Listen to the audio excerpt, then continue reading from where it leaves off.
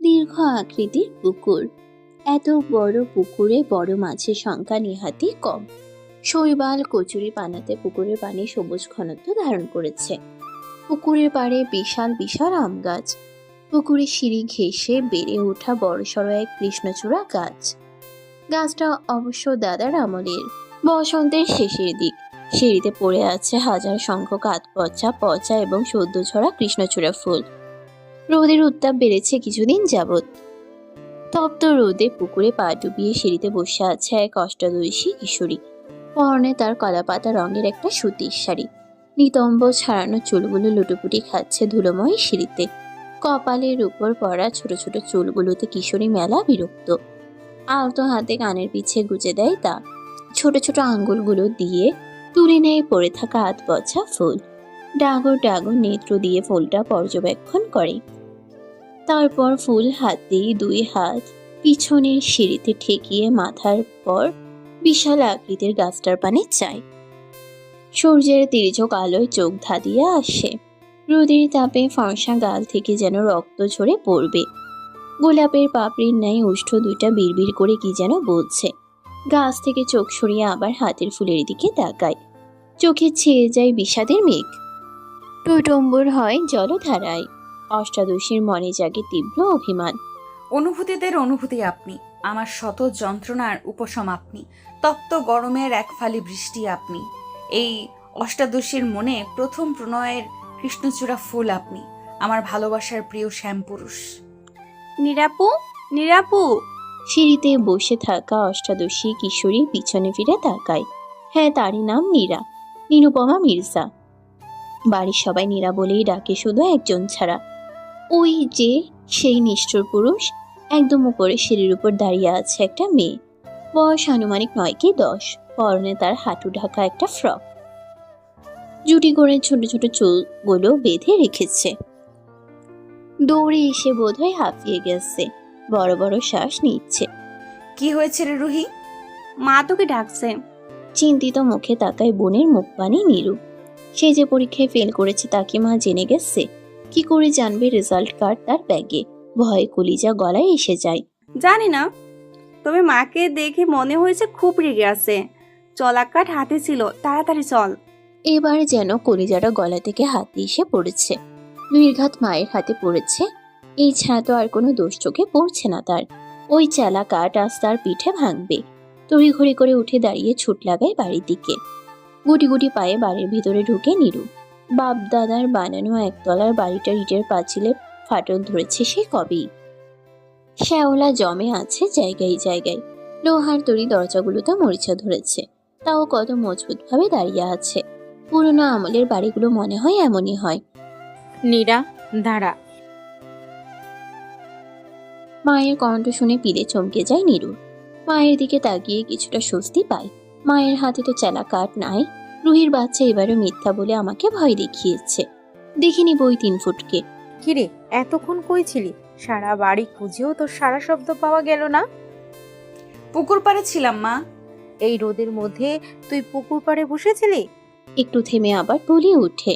তোর result card কই? মায়ের ঠান্ডা দমকে গলা শুকিয়ে যায় নীরুর। তার মা রাগে না, কিন্তু যখন রাগে বাপকেও ছাড় দেয় না। আর সে তো ছোটখাটো একটা বাচ্চা। কি হয়েছে? বাড়িতে প্রবেশ করতে করতে রফিকুল মির্জা কথাটা বলে ওঠেন। বাবাকে দেখে নীরু খুশি হয়ে যায়। তার বাবা নরম মনের মানুষ। নীরুকে তিনি একটু বেশিই ভালোবাসেন। কি হয়নি তা বলো। স্বামীকে দেখে আবারও গর্জে ওঠেন নীলুফা বেগম। নীলুফা বেগমের চিৎকার শুনে বাড়ির ভেতর থেকে বের হয়ে আসে নীরুর চাচি রূপালী। কোলে তার 2 বছরের ছেলে রুশান। রুশান গালের মধ্যে হাত ঢুকিয়ে টুকুর টুকুর করে সবাইকে দেখছে। নীরুকে দেখতে পেয়ে আথু আথু বলে হাত বাড়াতে শুরু করে। নীরু করুণ চোখে তাকায় রুশানের দিকে। রুশান কিছু না বুঝেই খিলখিল করে হেসে ওঠে। তখনই সদর দরজা দিয়ে উঠানে প্রবেশ করে রুহি। রুহিকে দেখে রূপালী রুশানকে তার কাছে দিয়ে ঘরে পাঠিয়ে দেয়। কি হয়েছে ভাবি? ভর দুপুরে মেয়েটাকে এমন বকছো কেন? বকবো না তো কি করব? তোমাদের জন্য ও এমন হয়েছে। আদর দিয়ে দিয়ে বাদর বানিয়েছো। কি করেছে জানো তোমার আদরের নীরা? না ভাবি, কি হয়েছে? না বললে কিভাবে জানবো? নীরার দিকে তাকিয়ে চোখ গরম করে সবার উদ্দেশ্যে বলে উঠে নীলুফা বেগম। ফেল করেছে মহারানী, টেস্ট পরীক্ষায় ফেল করেছে। ফেল তো করেছে, তার উপর রেজাল্ট কার্ড এনে লুকিয়ে রেখেছিল। আমি আজ ওদের ঘর গুছাতে গিয়ে ওর ব্যাগে রেজাল্ট কার্ড পেয়েছি। রফিকুল মির্জা নীরুর দিকে তাকায়। নীরুর অবস্থা ছেড়ে দাও বাবা, কেঁদে বাঁচির মতো। ভয় পাচ্ছে সে। এমনিতেও সে ভালো ছাত্রী না, মোটামুটি টাইপের স্টুডেন্ট। তার উপর এক্সামের আগের দিন বান্ধবীরা মিলে ঘুরে বেরিয়েছিল, আর এই ঘোড়ায় দরুন বৃষ্টিতে ভিজে জ্বর বাঁধিয়েছে। এটা তো এখন এখানে বলা যাবে না, বললে মা আরো রেগে যাবে। উঠোনের কোণ থেকে চালা কাঠটা উঠিয়ে আনে নীলুফা বেগম। এর একটা বিচার করতেই হবে এবার। কার বিচার করবে মেজো ভাবি? ছোট চাচ্চুকে সদর দরজা দিয়ে আসতে দেখে অবাক হয় সবাই। নীরু অবাকের মাঝেই দৌড়ে গিয়ে চাচ্চুর এক বাহু চেপে ধরে। চাচ্চু তুমি এখানে এখন? হ্যাঁ, তার আগে বলো কে কার বিচার করেছে? নীরা কিছু বলার জন্য মুখ খুলতেই পিছন থেকে নীলুফা বেগম বলে ওঠে। তোমার আদরের ভাতিজি, টেস্ট পরীক্ষায় ফেল করেছেন তিনি। নিয়াজ মির্জা সম্পর্কে রফিকুলের ছোট ভাই। নীরুকে তিনি নিজের মেয়ে মনে করেন। ছোট্ট এক পুতুল মনে হয় তার কাছে নীরুকে। তিন কুলে প্রথম মেয়ে নিরুপমা, তাই সবার ভালোবাসার শীর্ষে সেই থাকে সর্বদা। মেজ ভাবির কথা শুনে ছোট নীরুর মাটা দিকে আমার। তাকায় নিয়াজ। আম্মু যা বলেছে তা কি ঠিক? নীরু মাথা নিচু করে এদিক সেদিক মাথা দুলায়, তারপর সাফাই হিসেবে বলতে শুরু করে। চাচ্চু আর হবে না, এবার থেকে মন দিয়ে পড়াশোনা করব। প্লিজ এবারের মতো বাঁচিয়ে নাও। ভাতিজির আবদার শুনে নিয়াজ মুচকি হাসে, মাথায় হাত বুলিয়ে দেয়। ভাবি, এটা তো মাত্র টেস্ট পরীক্ষা, এমন কিছুই হয়নি। সামনের পরীক্ষা ভালো করবে নিরুমা, তাই না? চাচ্ছুর কথায় দ্রুত গতিতে মাথা দুলায় নীরু। রূপালী এবার সাহস জুগিয়ে বলে। আপনার দেবর তো ঠিকই বলেছে ভাবি, এবারে এর মতো মাফ করে দিন মেয়েটাকে।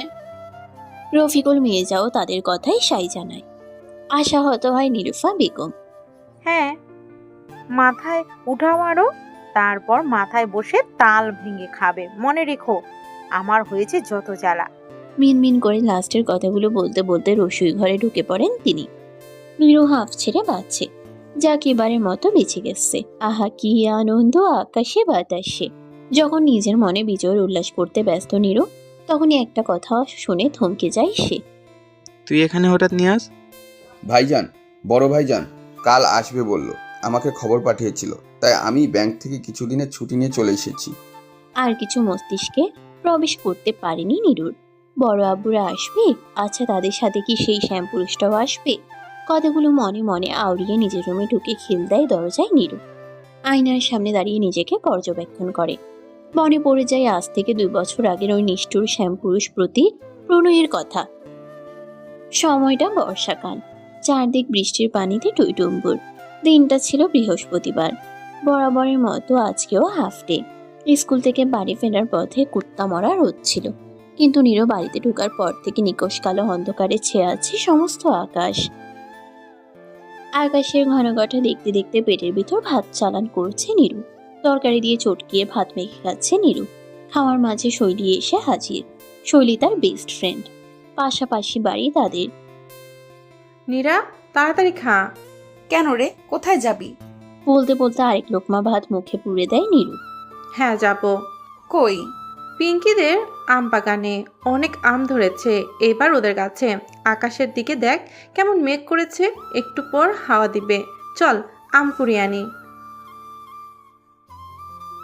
শৈলীর প্রস্তাবে নীরু খুশি হয়। বাড়িতে শুধু এখন তার মা আর চাচি আছে। রুহি মনে হয় মায়ের সাথে ভাত ঘুম দিচ্ছে। চাচিকে নিয়ে চিন্তা নেই, এই সুযোগ। ভাবনার মাঝে শেষ লোকমাটা মুখে পুরে রসোই ঘরের পাশে কলপাড় থেকে ভাতের প্লেটার হাত মুখ ধুয়ে আসে। উঠোনের এক কোনায় মাচান দেওয়া, তার উপর প্লেটটা রেখে শৈলীর হাত ধরে সদর দরজার দিকে দৌড় লাগায়। পরনে তার টকটকা লাল রঙের এক সুতির শাড়ি। দৌড়ানোর ফলে শাড়ির আঁচল দোল খাচ্ছে বাতাসে। পিঙ্কিদের বাগানের মাঝে দাঁড়িয়ে আছে নীরু আর শৈলী। বাতাসের তোপ একটু আগে কম ছিলেও এখন প্রকাণ্ড আকার ধারণ করেছে। গুটি গুটি বৃষ্টি পড়ছে। নীরুর শাড়ির আঁচলে আর শৈলীর ওড়নায় আতকাচ পাকা আম। চারদিক আরো অন্ধকার হয়ে আসতে দেখে নীরু আর শৈলী বাগান থেকে বেরিয়ে তাদের পুকুর পাড়ে চলে আসে। দুজনের আমগুলো সিঁড়ির উপরে রেখে গুনতে শুরু করে কে কয়টা পেয়েছে। গুটি গুটি বৃষ্টি এখন তুমুল হয়ে ঝরছে। বাতাসের তোপও কম নয়। বৃষ্টির পানির শীত স্পর্শ ক্ষণে ক্ষণে কেঁপে উঠছে নীরুর ছোট্ট দেহটা। ধমকা হাওয়ায় কমে হাত খোপা করা চুলগুলো খুলে গিয়েছিল। নিতম্ব ছড়ানো চুলগুলো ভিজে পিঠে গালে লেপটে আছে। ডাগর ডাগর রাখিতে তার উচ্ছ্বাস উপচে পড়ছে। গায়ে জড়ানো শাড়িটা লেপটে আছে তার শরীরে। এই বেশে বড্ড আবেদনময়ী লাগছে তাকে। কোনো কবির চোখে পড়লে নিশ্চয়ই সেই কিশোরীকে নিয়ে কবিতা লিখে মন পুরাত। পড়ে থাকা কৃষ্ণচূড়া ফুলগুলো কুড়িয়ে নিচ্ছিল নীরু, মনোযোগ তার ফুলের উপর। তখনই কারো ভরাট কণ্ঠের ধমকে মাথা তুলে সামনে তাকায়। মুহূর্তেই মনের উপর বয়ে যায় এক উত্তপ্ত বাতাস। সামনে দাঁড়ানো বলিষ্ঠ এক পুরুষের পানে নিষ্পলক হয়ে তাকিয়ে রয় নীরু। তার ষষ্ঠাদশী কিশোরীর মনে দোলা দেয় প্রণয়। কিরে নীরা, ভর দুপুরে দরজায় খিল দিয়েছিস কেন? খেতে আয়, তোর বাপ চাচা তো তোকে রেখে খেতে বসবে না। মায়ের ডাকে নীরু অতীতের ভাবনা থেকে বের হয়ে আসে। নিজেকে একটু পরিপাটি করে রুম থেকে বের হয়। আয় মা আয়, আজ তুই চাচ্চুর পাশে বসে খাবি তো? নীরু হ্যাঁ সূচক মাথা দুলায়। গুটি গুটি পায়ে এসে চাচ্চুর আর বাবার মাঝের চেয়ারটায় বসে পড়ে। এ আর নতুন কি, ছোট থেকে তার বাবা চাচ্চু কেউ তাকে ছাড়া খেতে বসে না। মাঝে মাঝে নীরুর নিজেকে রাজকন্যা মনে হয়। নীরুকে তার বাবা আর চাচ্চু খাইয়ে দিচ্ছে। খাওয়ার মাঝেই আবার কথা ওঠে। মেজো ভাইজান, কালকে তো অনেক কাজের চাপ থাকবে, আজই সব গোছানোর ব্যবস্থা করতে হবে। তা ঠিক আছে, কিন্তু এবারও কি শুধু বড় ভাইজান আর কাব্যই আসবে? বাবার মুখে কাব্য নামটা শুনে বুকের মাঝে ধক করে ওঠে নীরুর। হ্যাঁ, তার শ্যামপুরুষের নামই কাব্য। কাব্য মির্জা, এই মির্জা পরিবারের বড় ছেলে। নীরু সবার মুখে শুনেছিল, বিশেষ করে চাচ্চুর মুখে। খুবই কাঠখোট্টা টাইপের। বছর দুয়েক আগে তার কিছুটা প্রমাণ অবশ্য পেয়েছিল সে। সেই দিনের কথা মনে পড়লেই কলিজা হাতে চলে আসতে চায় ভয়ে। অতীত দিনটা রবিবার। পেট খারাপের বাহানা দিয়ে স্কুল কামাই করেছে নীরু। উদ্দেশ্য পুবের মাঠের মেলায় যাওয়ার। শৈলীকে আগে থেকেই বলে রেখেছিল নীরু, দুপুরের পর সবার চোখে ফাঁকি দিয়ে বের হবে, সন্ধ্যার আগে আবার ফিরে আসবে। সে অনুযায়ী সব হয়েও যায়, কিন্তু বাড়ি থেকে বের হওয়ার সময় ধরা খেয়ে যায় কাব্যর হাতে। কোথায় যাচ্ছিস তুই? আসলে ভাইয়া হয়েছে কি, বল। আসলে ভাইয়া ওই একটু শৈলীদের বাসায় যাচ্ছি। আজ তো স্কুলে যেতে পারিনি, হোমওয়ার্ক দিয়েছি কিনা আর আর পড়া জানতে। ও তাই? কাব্যের কণ্ঠে শীতলতা। নীরুর যেন এতেই জান যায় যে অবস্থা। ভাইয়া কি কিছু বুঝে গেছে? মনে মনে আল্লাহকে ডাকছে নীরু যেন কিছু না বুঝে যায় তার কাব্য ভাইয়া। আমি এখন যাই ভাইয়া। আচ্ছা চল। চলবো মানে? আপনি কোথাও যাবেন? তোর সাথে চল, লেট হচ্ছে। নীরুকে কিছু বলার সুযোগ না দিয়ে পাশ কাটিয়ে সামনে হাঁটতে শুরু করে কাব্য। নীরুর মাথায় যেন আকাশ ভেঙে পড়ছে।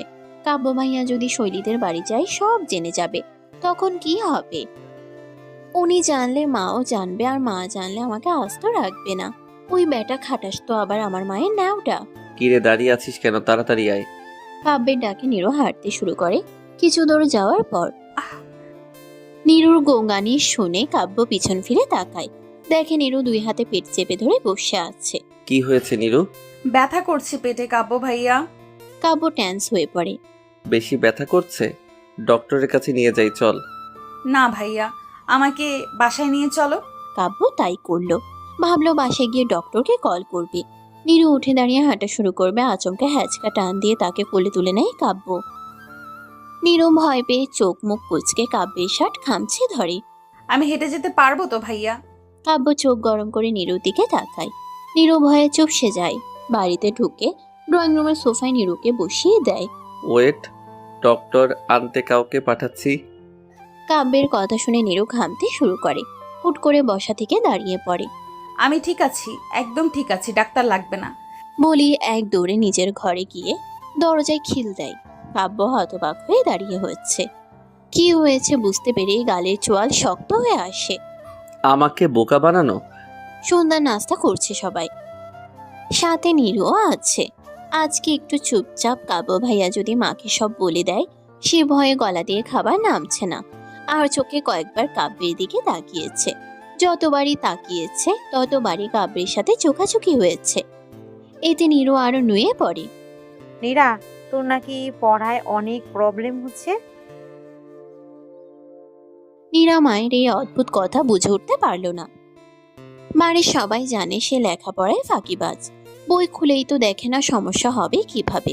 তাও মায়ের কথায় সায় জানিয়ে মাথা দোলায়। তাই আমি ঠিক করেছি আজ থেকে কাব্য তোকে পড়াবে। মায়ের কথা শুনে আঁতকে ওঠে নীরু। সে কিছুতেই কাব্য ভাইয়ার কাছে পড়বে না। তোর কোনো আপত্তি আছে কাব্য আমার মেয়েটাকে পড়াতে? না, তুমি যা বলবে মেজো আম্মু। নীরু ভেবেছিল কাব্য মানা করে দিবে, কিন্তু আমি কি করে ভুলে যাই যে এই খাটাসটা মায়ের নাওটা? মাঝে মাঝে আমার মনে হয় আমি আমার মায়ের কেউ না, এই খাটাসটার তার ছেলে আমাকে কুড়িয়ে পেয়েছে। কাব্য নীরুকে বিড়বিড় করতে দেখে বলে। তাড়াতাড়ি খেয়ে বই খাতা নিয়ে বস, আমি আসছি। তারপর রোজ কাব্যের কাছে নীরুর ধমক খাওয়া রুটিন হয়ে গেছে। কিছুদিন পরে বুঝতে পারে যে এটা কাব্যের বুদ্ধি ছিল তাকে শায়েস্তা করার জন্য। 1 মাস পড়ার চাপে ভয়াবহ জ্বর বাঁধিয়েছিল সেবার। তারপর কাব্য ভাইয়া ফিরে যায়।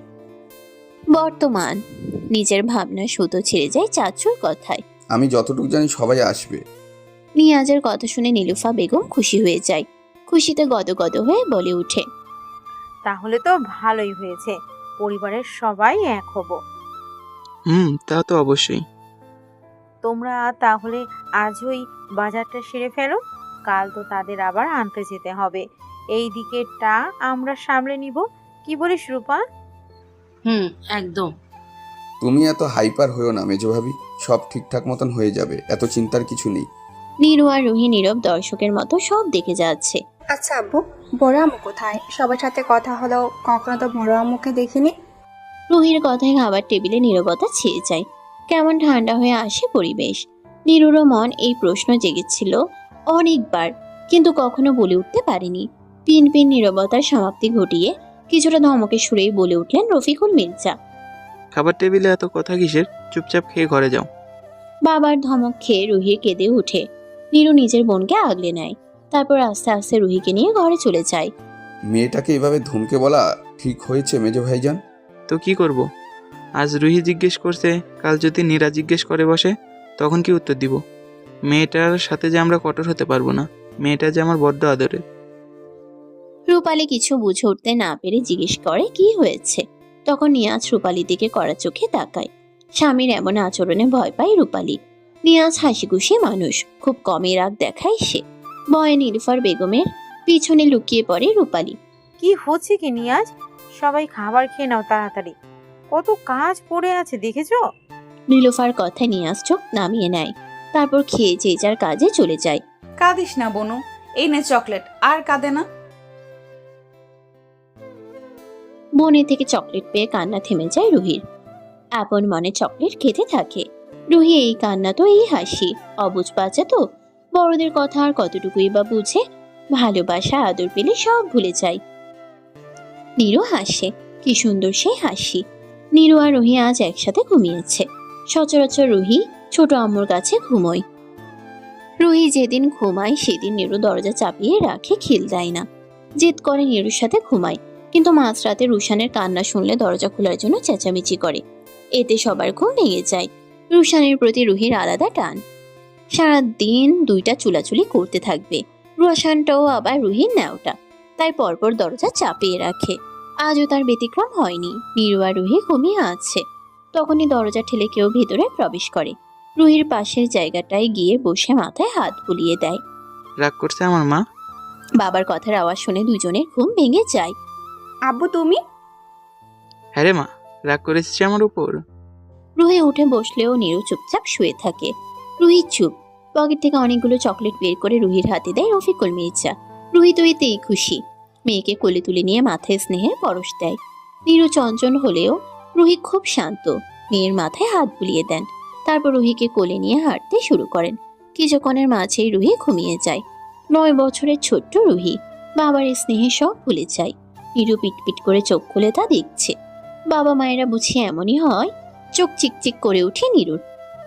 রুহিকে শুয়ে দিয়ে কিছুক্ষণ নীরুর মাথায় হাত বুলিয়ে দেন রফিকুল মির্জা। দুই মেয়ে যে তার প্রাণ ভোমরা। দরজার দুয়ারে দাঁড়িয়ে এসব দেখছেন নীলুফা বেগম আর রূপালী।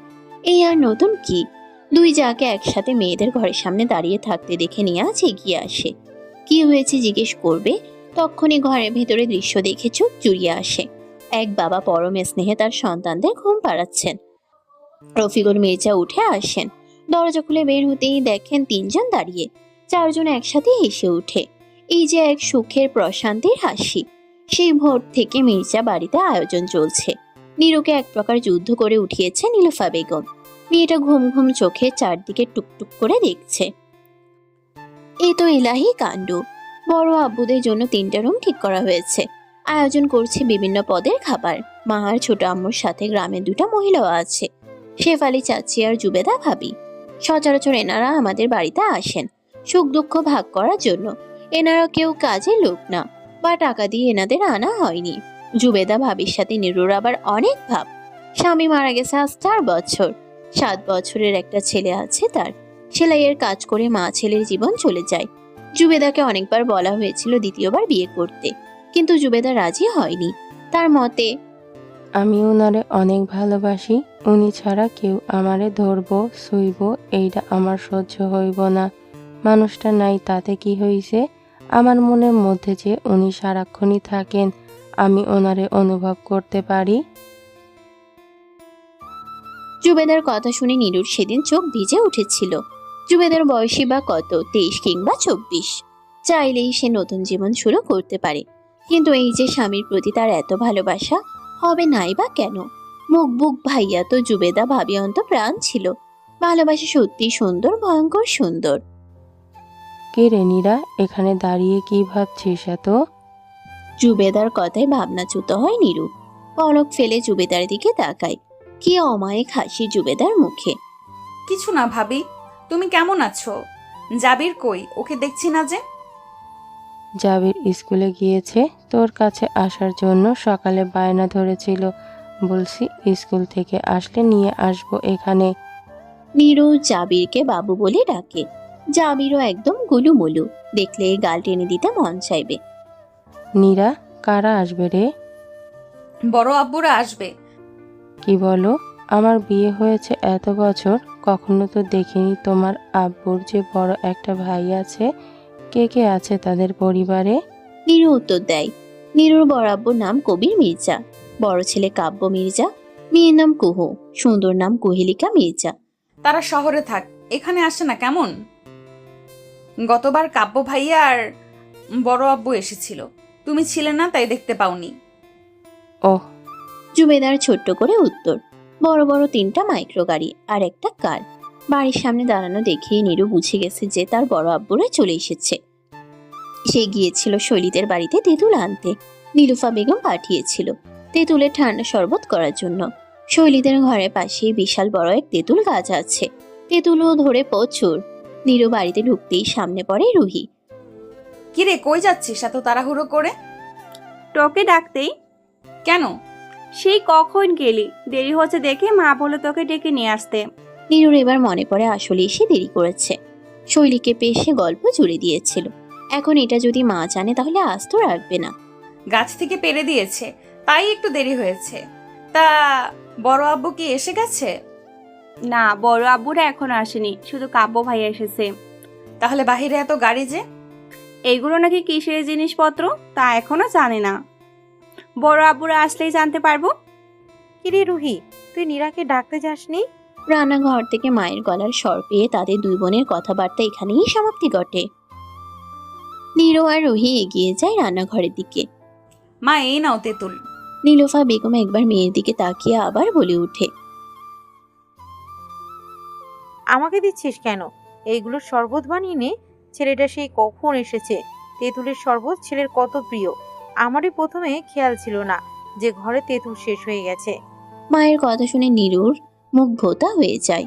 মনে মনে বলে, ইস, যেন মায়ের জামাই। কিছুক্ষণ থেমে বলে, এখন না হোক একদিন তো হবেই। বেবি মনে মনে হেসে কুটি কুটি হয়ে যায়। তারপর খুশি মনে শরবত বানাতে বসে যায়।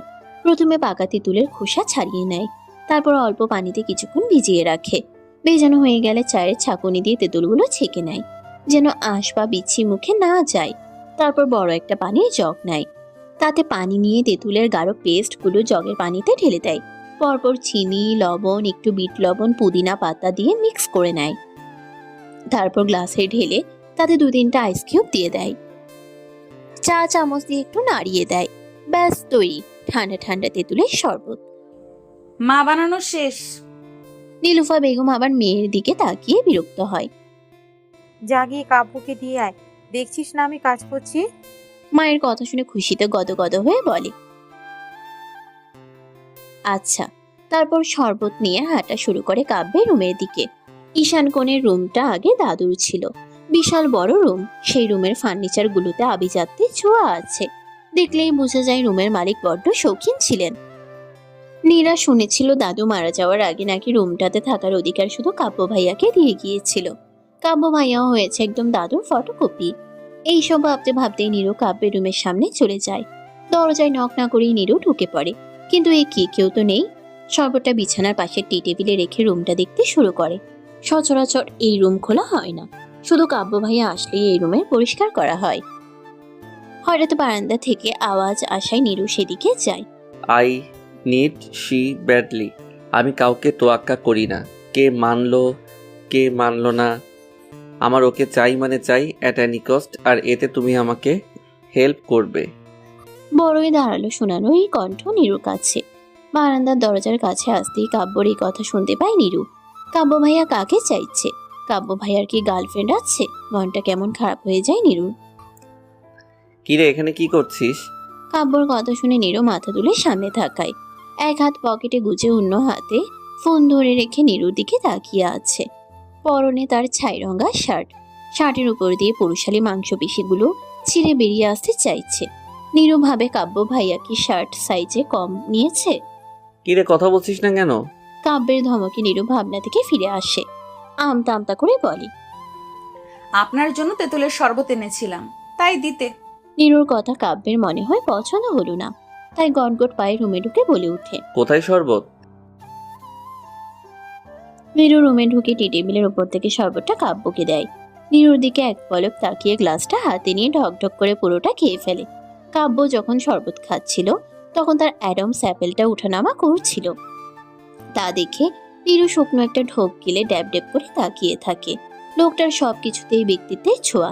এই যে তামাটে মুখে ঘাম চিকচিক করছে, তাতে লোকটাকে আরো আকর্ষণীয় লাগছে।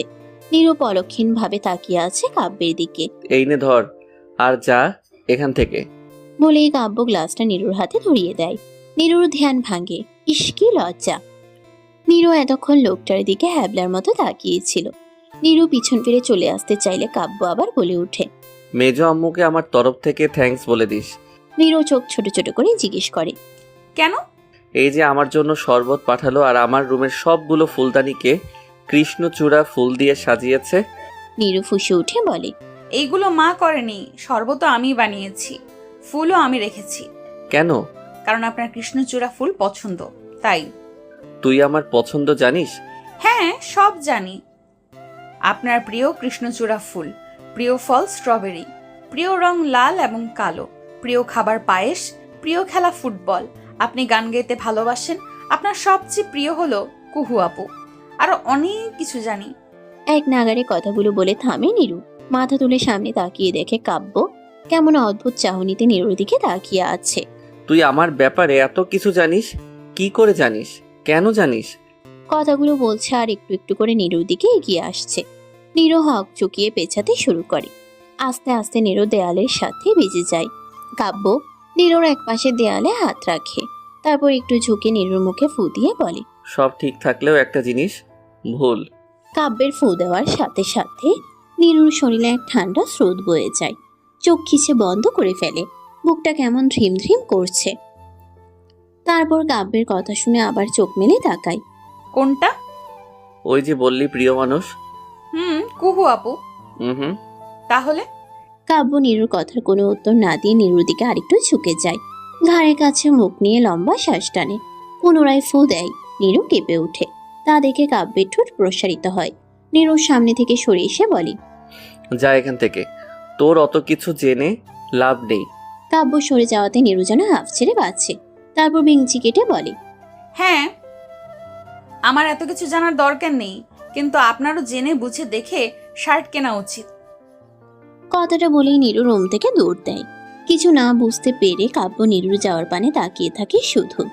ফুল আবৃত একটা রুমে বসে আছে নীরু।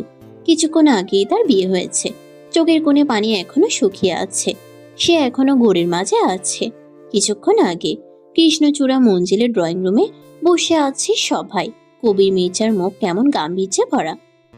ঢাকাতে আমাদের এত বড় একটা বাড়ি থাকতে তুমি এখানে বাড়ি কেন বানিয়েছো কাব্য? কাব্য যেন এই প্রশ্নের অপেক্ষাতেই ছিল। সে চুলগুলো ব্র্যাক ব্রাশ করে কবির মির্জার দিকে চোখ তুলে চায়। শুকনো এক হাসি ঠোঁটে বজায় রেখে বলে ওঠে, তোমার করা চ্যালেঞ্জ এটা আব্বু। কাব্যের কথায় মির্জা পরিবারের সবাই তার দিকে তাকায়। নীরু একবার কাব্যের দিকে তো একবার পরিবারের সকলের দিকে তাকিয়ে আছে। সবার চোখে প্রশ্ন থাকলেও নিয়াজ আর কুহুর চোখ স্বাভাবিক, যেন এটাই হওয়ার ছিল। কিসের চ্যালেঞ্জ ভাইজান? ভাইয়ের কথায় কবির মির্জা আমতা আমতা করতে শুরু করে। নিজের বাবার এমন অবস্থা দেখে কাব্য খুশি হয়। তারপর এক ফালি নীরুর দিকে তাকিয়ে বলে ওঠে, কুহু, নীরু, রুহি আর রুশানকে নিয়ে উপরে যা। ভাইয়ের আদেশ পেয়ে কুহু উঠে দাঁড়ায়। নীরুকে যেতে বললেই নীরু বলে ওঠে, আমরা এখানে থাকলে কি হবে? কাব্য দাঁত কিরমির করে নীরুর দিকে তাকায়। রাগী গলায় বলে ওঠে, যেতে বলেছি যাবি, দ্বিতীয়বার যেন আর শব্দ না হয়। কাব্যের হুঁশিয়ারিতে কুহু ওদেরকে নিয়ে উপরে চলে যায়। ওদেরকে ওপরে পাঠিয়েছো কেন কাব্য? এখানে থাকলোই বা কি হতো? আর কিসের চ্যালেঞ্জ? নীরুকে চিরতরে আমার করে পাওয়ার চ্যালেঞ্জ। কাব্যের কথাটা যেন ভরা সবাই বোম ব্লাস্ট হওয়ার মতো শোনালো। কবির মির্জা মাথা নিচু করে বসে আছেন। কবির মির্জাকে চুপ থাকতে দেখে কাব্য পুনরায় বলে ওঠে, কি আব্বু মনে পড়েছে সেই কথা?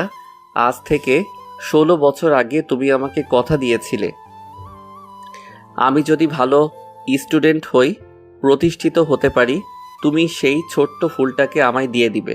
দেখো আজ আমি বাংলাদেশের স্বনামধন্য অ্যাডভোকেট কাব্য মির্জা। কবির মির্জা নিজের ছেলের পানে চায়। মনে পড়ে আজ থেকে 16 বছর আগের ঘটনা। ফ্ল্যাশব্যাক। 2 সন্তান আর স্ত্রী কাগলিকে নিয়ে কবির মির্জার সুখের পরিবার। কাব্য হওয়ার 4 বছরের মাথায় ঢাকায় একটু একটু করে গড়ে তোলা ব্যবসাটা দাঁড়িয়ে যায়। ধীরে ধীরে কাজের চাপ বাড়তে শুরু করে। রফিকুল বিয়ে করে তখন 2.5 বছরের মতো। রফিকুল গ্রামের একটা সরকারি স্কুলে গণিতের শিক্ষক। নিয়াজ তখন 9ম শ্রেণীর ছাত্র মাত্র। ঢাকায় কাজের চাপ বাড়ছে, তাই কবির মির্জা কাকলিকেও নিয়ে যেতে চান। কারণ খাওয়া দাওয়ায় কবিরের ভীষণ কষ্ট হচ্ছিল। ভাইদের সাথে কথা বলে যাওয়ার কথা ঠিক হলেও কাব্য বেঁকে বসে। সে যাবে না। কাব্যের কানাকাটি দেখে রফিকুল আর নীলুফা বেগম কাব্যকে রেখে যেতে বলেন। তারাও তাই করে। কাব্যের তখন 10 বছর। গত 6 বছরে ব্যবসাটা বড় আকার নিয়েছে। কবির মির্জা নিয়াজ আর রফিকুলকে বলেছিলেন ঢাকায় চলে যেতে। এখানে 3 ভাই একসাথে ব্যবসা সামলাবে। কিন্তু নিয়াজ বা রফিকুল কেউ রাজি হয়নি। কাব্যের যখন 11 বছর তখন জন্ম নেয় কুহু। তবে গত 8-9 বছরেও নীলুফা আর রফিকুলের কোনো সন্তান হয়নি। একটা সন্তানের আশায় কত ডাক্তার দেখিয়েছে, কিন্তু সব ডাক্তারই বলে আপনাদের কারো কোনো সমস্যা নেই, আপনারা দুজনেই সুস্থ, আল্লাহকে ডাকুন। জায়নামাজে বসে নীলুফার কান্নাগুলোর সাক্ষী সবাই। আশেপাশে সবার বাচ্চা দেখলেই নীলুফা বেগম ফুপিয়ে ফুপিয়ে কাঁদতেন। কাব্যকে পেয়ে তিনি নিজের সন্তানের স্বাদ মিটাতেন। কাব্য হয়েছিল নীলুফার ন্যাওটা। মায়ের চেয়ে বেশি নীলুফা বেগমকে প্রাধান্য দিত। কুহুকে দেখে নীলুফারও ইচ্ছে হয় তার যদি একটা মেয়ে থাকতো, কাব্যের সাথে বিয়ে দিত। তাহলে নীরাকে? রূপালীর এমন প্রশ্নে আটকে ওঠে নীলুফা বেগম। ওদের থেকে বের হয়ে আসে সবাই। সবার মুখ কেমন গাম্ভীর্যে ভরা। এর কারণ রূপালী বুঝতে পারে না। আমার জানা মতে নীরা কুহুর বড়। তাহলে আপনার কথার সাথে মিল নেই কেন বড় ভাইজান? রূপালী প্রশ্নটা করে কবির সবার দিকে তাকায়। সবার মুখে হাব ভাব দেখে রূপালী চুপ হয়ে যায়। নিশ্চয়ই আজ নিয়াজের হাতে বকা খাবে। বকা খাওয়ার কথা মাথায় আসতেই স্বামীর দিকে তাকায় রূপালী। কিন্তু না, নিয়াজের মুখভঙ্গি একদম স্বাভাবিক। তা দেখে স্বস্তি পায় রূপালী। নীরা রফিকুল আর নীলুফার মেয়ে নয়, নীরা কাব্যের খালামণির মেয়ে। কথাটা কানে আসতেই রূপালী অবাক হয়। নিজের যা কম বড় বোনের দিকে তাকিয়ে দেখে আঁচলে মুখ ঢেকে ফুপিয়ে খাচ্ছে। রফিকুল নিজের স্ত্রীর দিকে স্থির দৃষ্টিতে তাকিয়ে আছেন। বুকের ভেতরটা কেমন দুমড়ে মুছড়ে উঠছে। কবির মির্জা আবার বলে ওঠেন, কুহু হওয়ার 6 মাস আগে নীরা হয়। হুমায়েরা ছিল কাকলির ছোট বোন। হুমায়রার স্বামী রাহাত নেওয়াজ। তাদের ছিল প্রেমের সম্পর্কের বিয়ে। রাহাত ছিল তাদের পরিবারের একমাত্র ছেলে। রাহাতের বাবা চাচা দুজন। বাবা অনেক আগে মারা গিয়েছিল। রাহাতের চাচার 3 মেয়ে, কোনো ছেলে ছিল না, তাই জন্মসূত্রে জায়গার মালিক হয় রাহাত। রাহাতের চাচা চেয়েছিলেন তার মেয়ের সাথে রাহাতের বিয়ে দিয়ে সম্পত্তি নিজের করে নিতে, কিন্তু যখন রাহাত প্রেম করে কাউকে না জানিয়ে বিয়ে করে নেয়, তখন রাহাতের চাচা ক্ষোভে ফেটে পড়েন। নীরা হওয়ার 2 বছরের মাথায় কার অ্যাক্সিডেন্টে মারা যায় হুমায়রা। রাহাত আর রাহাতের মাও। ভাগ্যক্রমে বেঁচে যায় নীরা। হাসপাতাল থেকে খবর আসে কাকলির কাছে। কুহুকে বাড়ির মেইডের কাছে রেখে হাসপাতালে ছুটে যায় কাকলি। কাব্য ছিল স্কুলে। সেখানে গিয়ে জানতে পারে তার আদরের বোন আর নেই। হাউমাউ করে কাঁদতে শুরু করে। তখনই একজন ডাক্তার এসে নীরাকে কাকলির কোলে দেয়। নীরাকে দেখে কাকলি আরো ডুকরে ওঠে। তারপর আমাকে কল দিয়ে সব জানায়। বলল সে নীরাকে নিয়ে বাসায় ফিরছে।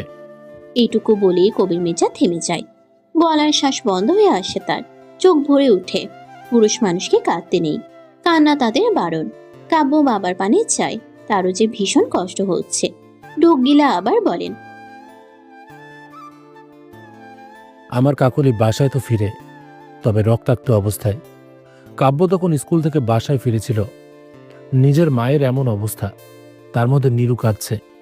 মায়ের কোলে থেকে নীরুকে কোলে নিয়ে মাকে ধরে। 3টা গুলি লেগেছিল কাকলির গায়ে। কাকলির ফোন পেয়েই আমি বাসা থেকে তখন রওনা হয়েছিলাম। ড্রয়িং রুমে ঢুকে এমন অবস্থা দেখে আমি থমকে যাই। আব্বু দেখো, আম্মুর যেন কি হয়েছে। রক্ত, কত রক্ত। আমি ডাক্তার আঙ্কেলকে কল করেছি, তুমি কিছু করো না। ছেলের কথায় হুঁশ ফিরে কাকুলির কাছে যায় কবির মির্জা। কাকলি কে করেছে এইসব? কাকুলি অস্পষ্ট স্বরে বলে ওঠে, রাহাতের চাচা। কবির মির্জা গর্জে ওঠেন, তুমি আমার কাব্য আর কুহুর সাথে সাথে আমার বোনের একমাত্র নিশানাটাকেও আগলে রেখো প্লিজ। কথা বলতে খুব কষ্ট হচ্ছে কাকুলির। অনেক রক্ত বের হয়ে গেছে। এভাবে বলছো কেন? তুমি আছো তো, তুমি দেখে রাখবে। কবিরের কথায় মায়া ভরা চোখে তাকায় কাকুলি। সে জানে সে আর বাঁচবে না। কাব্যকে ডাকে। কাব্য তার মায়ের দিকে তাকিয়ে রয়। এই ছোট্ট ফুলটা আসছে কে তোর? তোর দায়িত্বে আমি নিরুপমাকে তোর কাছে রেখে যাচ্ছি। আমি চলে গেলে এই ফুলের যে অনেক বিপদ। কাব্যের হাতে নীরুর হাতটা তুলে দিয়ে, নীরু এখনো কাঁদছে। তুই আম্মুর কথা রাখবি তো? কাব্য নিজের মাকে ঝাপটে ধরে।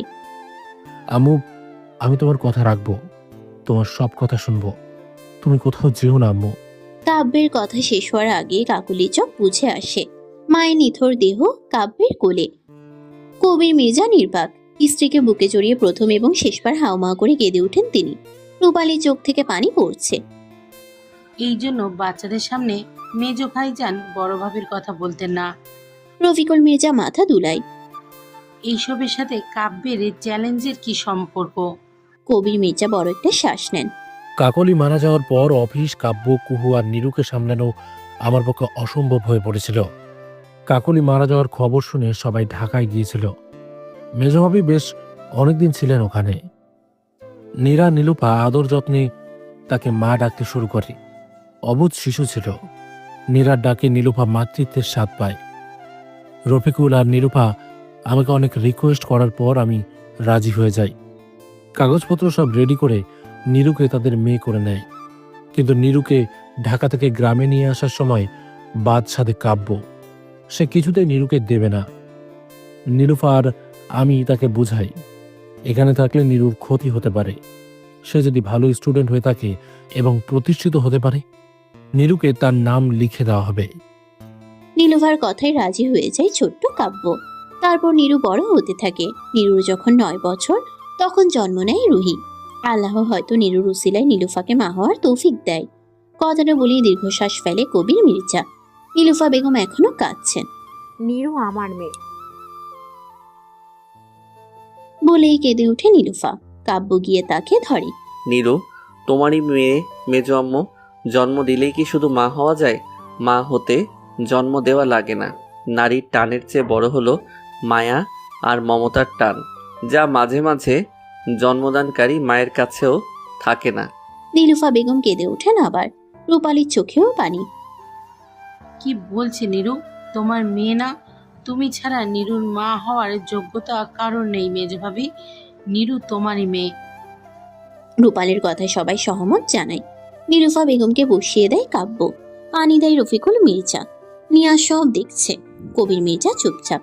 তবে তিনিও মানেন নিরুর মা হওয়ার যোগ্যতা শুধু নীলুফার। কাব্য তখন বলেই ওঠে এই কথা যেন নিরুর কানে না যায়। কাব্যের কথায় সবাই সম্মতি জানায়। তারপর সব নীরব। নীরবতার মাঝে একটা কথা ভেসে আসে। সাথে সাথে সবাই দোতলার সিঁড়ির দিকে তাকায়। কাব্যকে ডাকতে ডাকতে কুহু হন্তদন্ত হয়ে সিঁড়ি গিয়ে নিচে নামে। ভাইয়া, নিরু। হাত দিয়ে উপরের দিকে ইশারা করে কুহুর কথা না শুনেই কাব্য উপরের রুমে ছুটে যায়। উপরের প্রথম রুমটাতেই ছিল ওরা। উত্তেজিত হয়ে নীলুফা বেগম এগিয়ে এলেন কুহুর কাছে।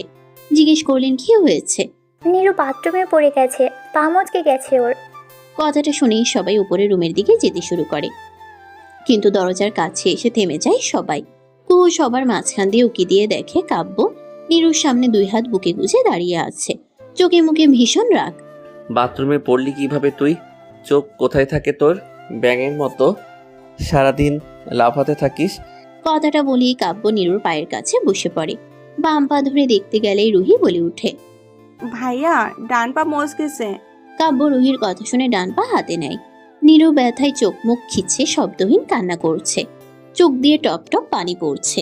কাব্য তাকায় সেই কান্নারত মুখ পানে। কি মায়াবী সেই মুখ! কান্না করলে বুঝে কাউকে এত সুন্দর লাগে? লাগে তো। এই যে তার সামনে বসা রমণের কান্না ভীষণ সুন্দর। কাব্য নিরুর পা এদিক ওদিক করে দেখতে শুরু করে। কি হয়েছে কাব্য ভাইয়া? লাগছে তো? লাগুক, হাত পা ভেঙে আমার বাড়ি উদ্বোধন করছিস তুই। বাহ, আমার কি সৌভাগ্য। নিরুর অভিমান হয়, সে কি ইচ্ছে করে পড়েছে নাকি? ভুতুরে বাড়ির দোষ আমার উপর দিচ্ছেন? হোয়াট ডিড ইউ সে? ভুতুরে বাড়ি? আর নয় তো কি, নতুন বাড়ির বাথরুমে না হলে পানি পড়ে থাকে কিভাবে? নিরুর কথা শুনে কাব্য একটু ভাবুক হয়ে যায়। একটু পর মনে পড়ে বাড়িতে আসার পর সেই এই রুমে শাওয়ার নিয়েছিল। তার রুমের কাজ কিছুটা এখনো বাকি আছে তাই, কিন্তু মুখে তা বললও না। আমার বাড়ি, যেখানে খুশি পানি থাকবে, তুই দেখে শুনে বুঝে হাঁটতে পারিস না? চোখ দুটো আল্লাহ তোকে দিয়েছে কেন? কাব্যের কথা শুনে নিরু হতবাক চোখে কাব্যের দিকে তাকিয়ে থাকে। এই ফাঁকে কাব্য নিরুর পায়ে একটা চাপ দেয়। সাথে সাথে নিরু চিৎকার করে উঠে, ও মা গো! এতক্ষণ রুমের দরজায় দাঁড়িয়েছিল সবাই। নিরুর চিৎকারে সবাই হুড়মুড় করে রুমে প্রবেশ করে। নিরু হেঁচকি তুলে কাঁদছে। কি করেছিস তুই? মেরে ফেলেছি তোমাদের মেয়েকে। অসহ্য সবগুলো ড্রামাবাজ। তারপর নিরুর দিকে তাকিয়ে বলে, ঠিক 1 ঘন্টা পর আমি যেন ওকে তৈরি দেখি। নীলুফা বেগম আর কবির মির্জা বলে উঠেন, কিসের জন্য? এত তাড়াতাড়ি ভুলে গেলে তোমরা? নিচে না বললাম? আর সেটা আজকে আমি কাজে নিয়ে আসি। আজকেই নিরুর বিয়ে হবে। আজকে নিরুর বিয়ে হবে। কথাটা যেন নিরুর কানে বিষাদের মতো শোনালো। আতকে উঠে বলে, আমি আমি বিয়ে করব না। বিয়ে করবি না মানে? তুই কি ভেবেছিস তুই বলবি আর বিয়ে বন্ধ হয়ে যাবে? এই কাব্য মির্জা একবার যা বলে সেটাই ফাইনাল। আমি রাজি নই। আমার মতামত নিবে না? কথাটা বলতে বলতে উঠে দাঁড়িয়ে যায় নিরু। কিন্তু এ কি, তার পায়ে ব্যথা কই? বিয়ের কথা ভুলে সে খুশিতে লাফাতে শুরু করেছে। আব্বু আম্মু, বড় আব্বু দেখো, আমার পা ঠিক হয়ে গেছে। বিভিন্ন ভঙ্গিতে হেঁটে দেখায়। নিয়াজা রূপালীর সামনে গিয়ে বলে, দেখো চাচ্চু, আমার পা ঠিক হয়ে গেছে। কুহু, রুহি দেখ। নিরুর এমন লাফানো দেখে কাব্য বড় এক করে একটা শ্বাস ফেলে। তারপর বলে, মেজো আম্মু, ব্যাংকটাকে শাড়ি পরিয়ে নিচে নিয়ে আসো। কথাটা বলে ধপধপ পা ফেলে কাব্য প্রস্থান করে। নিরু কটমট চোখে কাব্যের যাওয়ার দিকে তাকিয়ে থাকে। খচ্চর পুরুষ তাকে ব্যাং বলেছে। ফুলের বিছানায় বসে বসে নিরু ভাবছে, সে শুধু শুধুই কান্না করে বুক ভাসিয়েছে। ওই নিষ্ঠুর পুরুষটা আবার তাকে কাঁদিয়েছে। তখনই দরজা খুলে রুমে ঢোকে কাব্য। হ্যাঁ, তখন কাব্যের সাথেই তার বিয়ে হয়েছিল। অন্য কাউকে বিয়ে করতে হবে ভেবে সে কি মরা কান্না জুড়ে দিয়েছিল তখন। কিছুতেই সে এ বিয়ে করবে না। কিন্তু বরের জায়গায় যখন কাব্যকে দেখে তখন অবাকের চরম পর্যায়ে পৌঁছে যায় নিরু। এখনো নিরু ঘোরের মাঝে আসছে। কাব্য ভাই তার, ওই নিষ্ঠুর শ্যামপুরুষটা তার। ভাবতেই শরীর কাটা দিয়ে ওঠে। কি রে, চেঞ্জ করিসনি কেন? নাকি তোর অন্য কিছুর প্ল্যান? নিজের কানের কাছে কারো গরম বিশ্বাসের আভাস পেয়ে সেদিকে তাকায় নিরু। কাব্য ভাইয়া, কাব্য ভাইয়া কখন এত কাছে এসেছে। কাব্য নিরুর চাহনি অনুসরণ করে হালকা হাসে।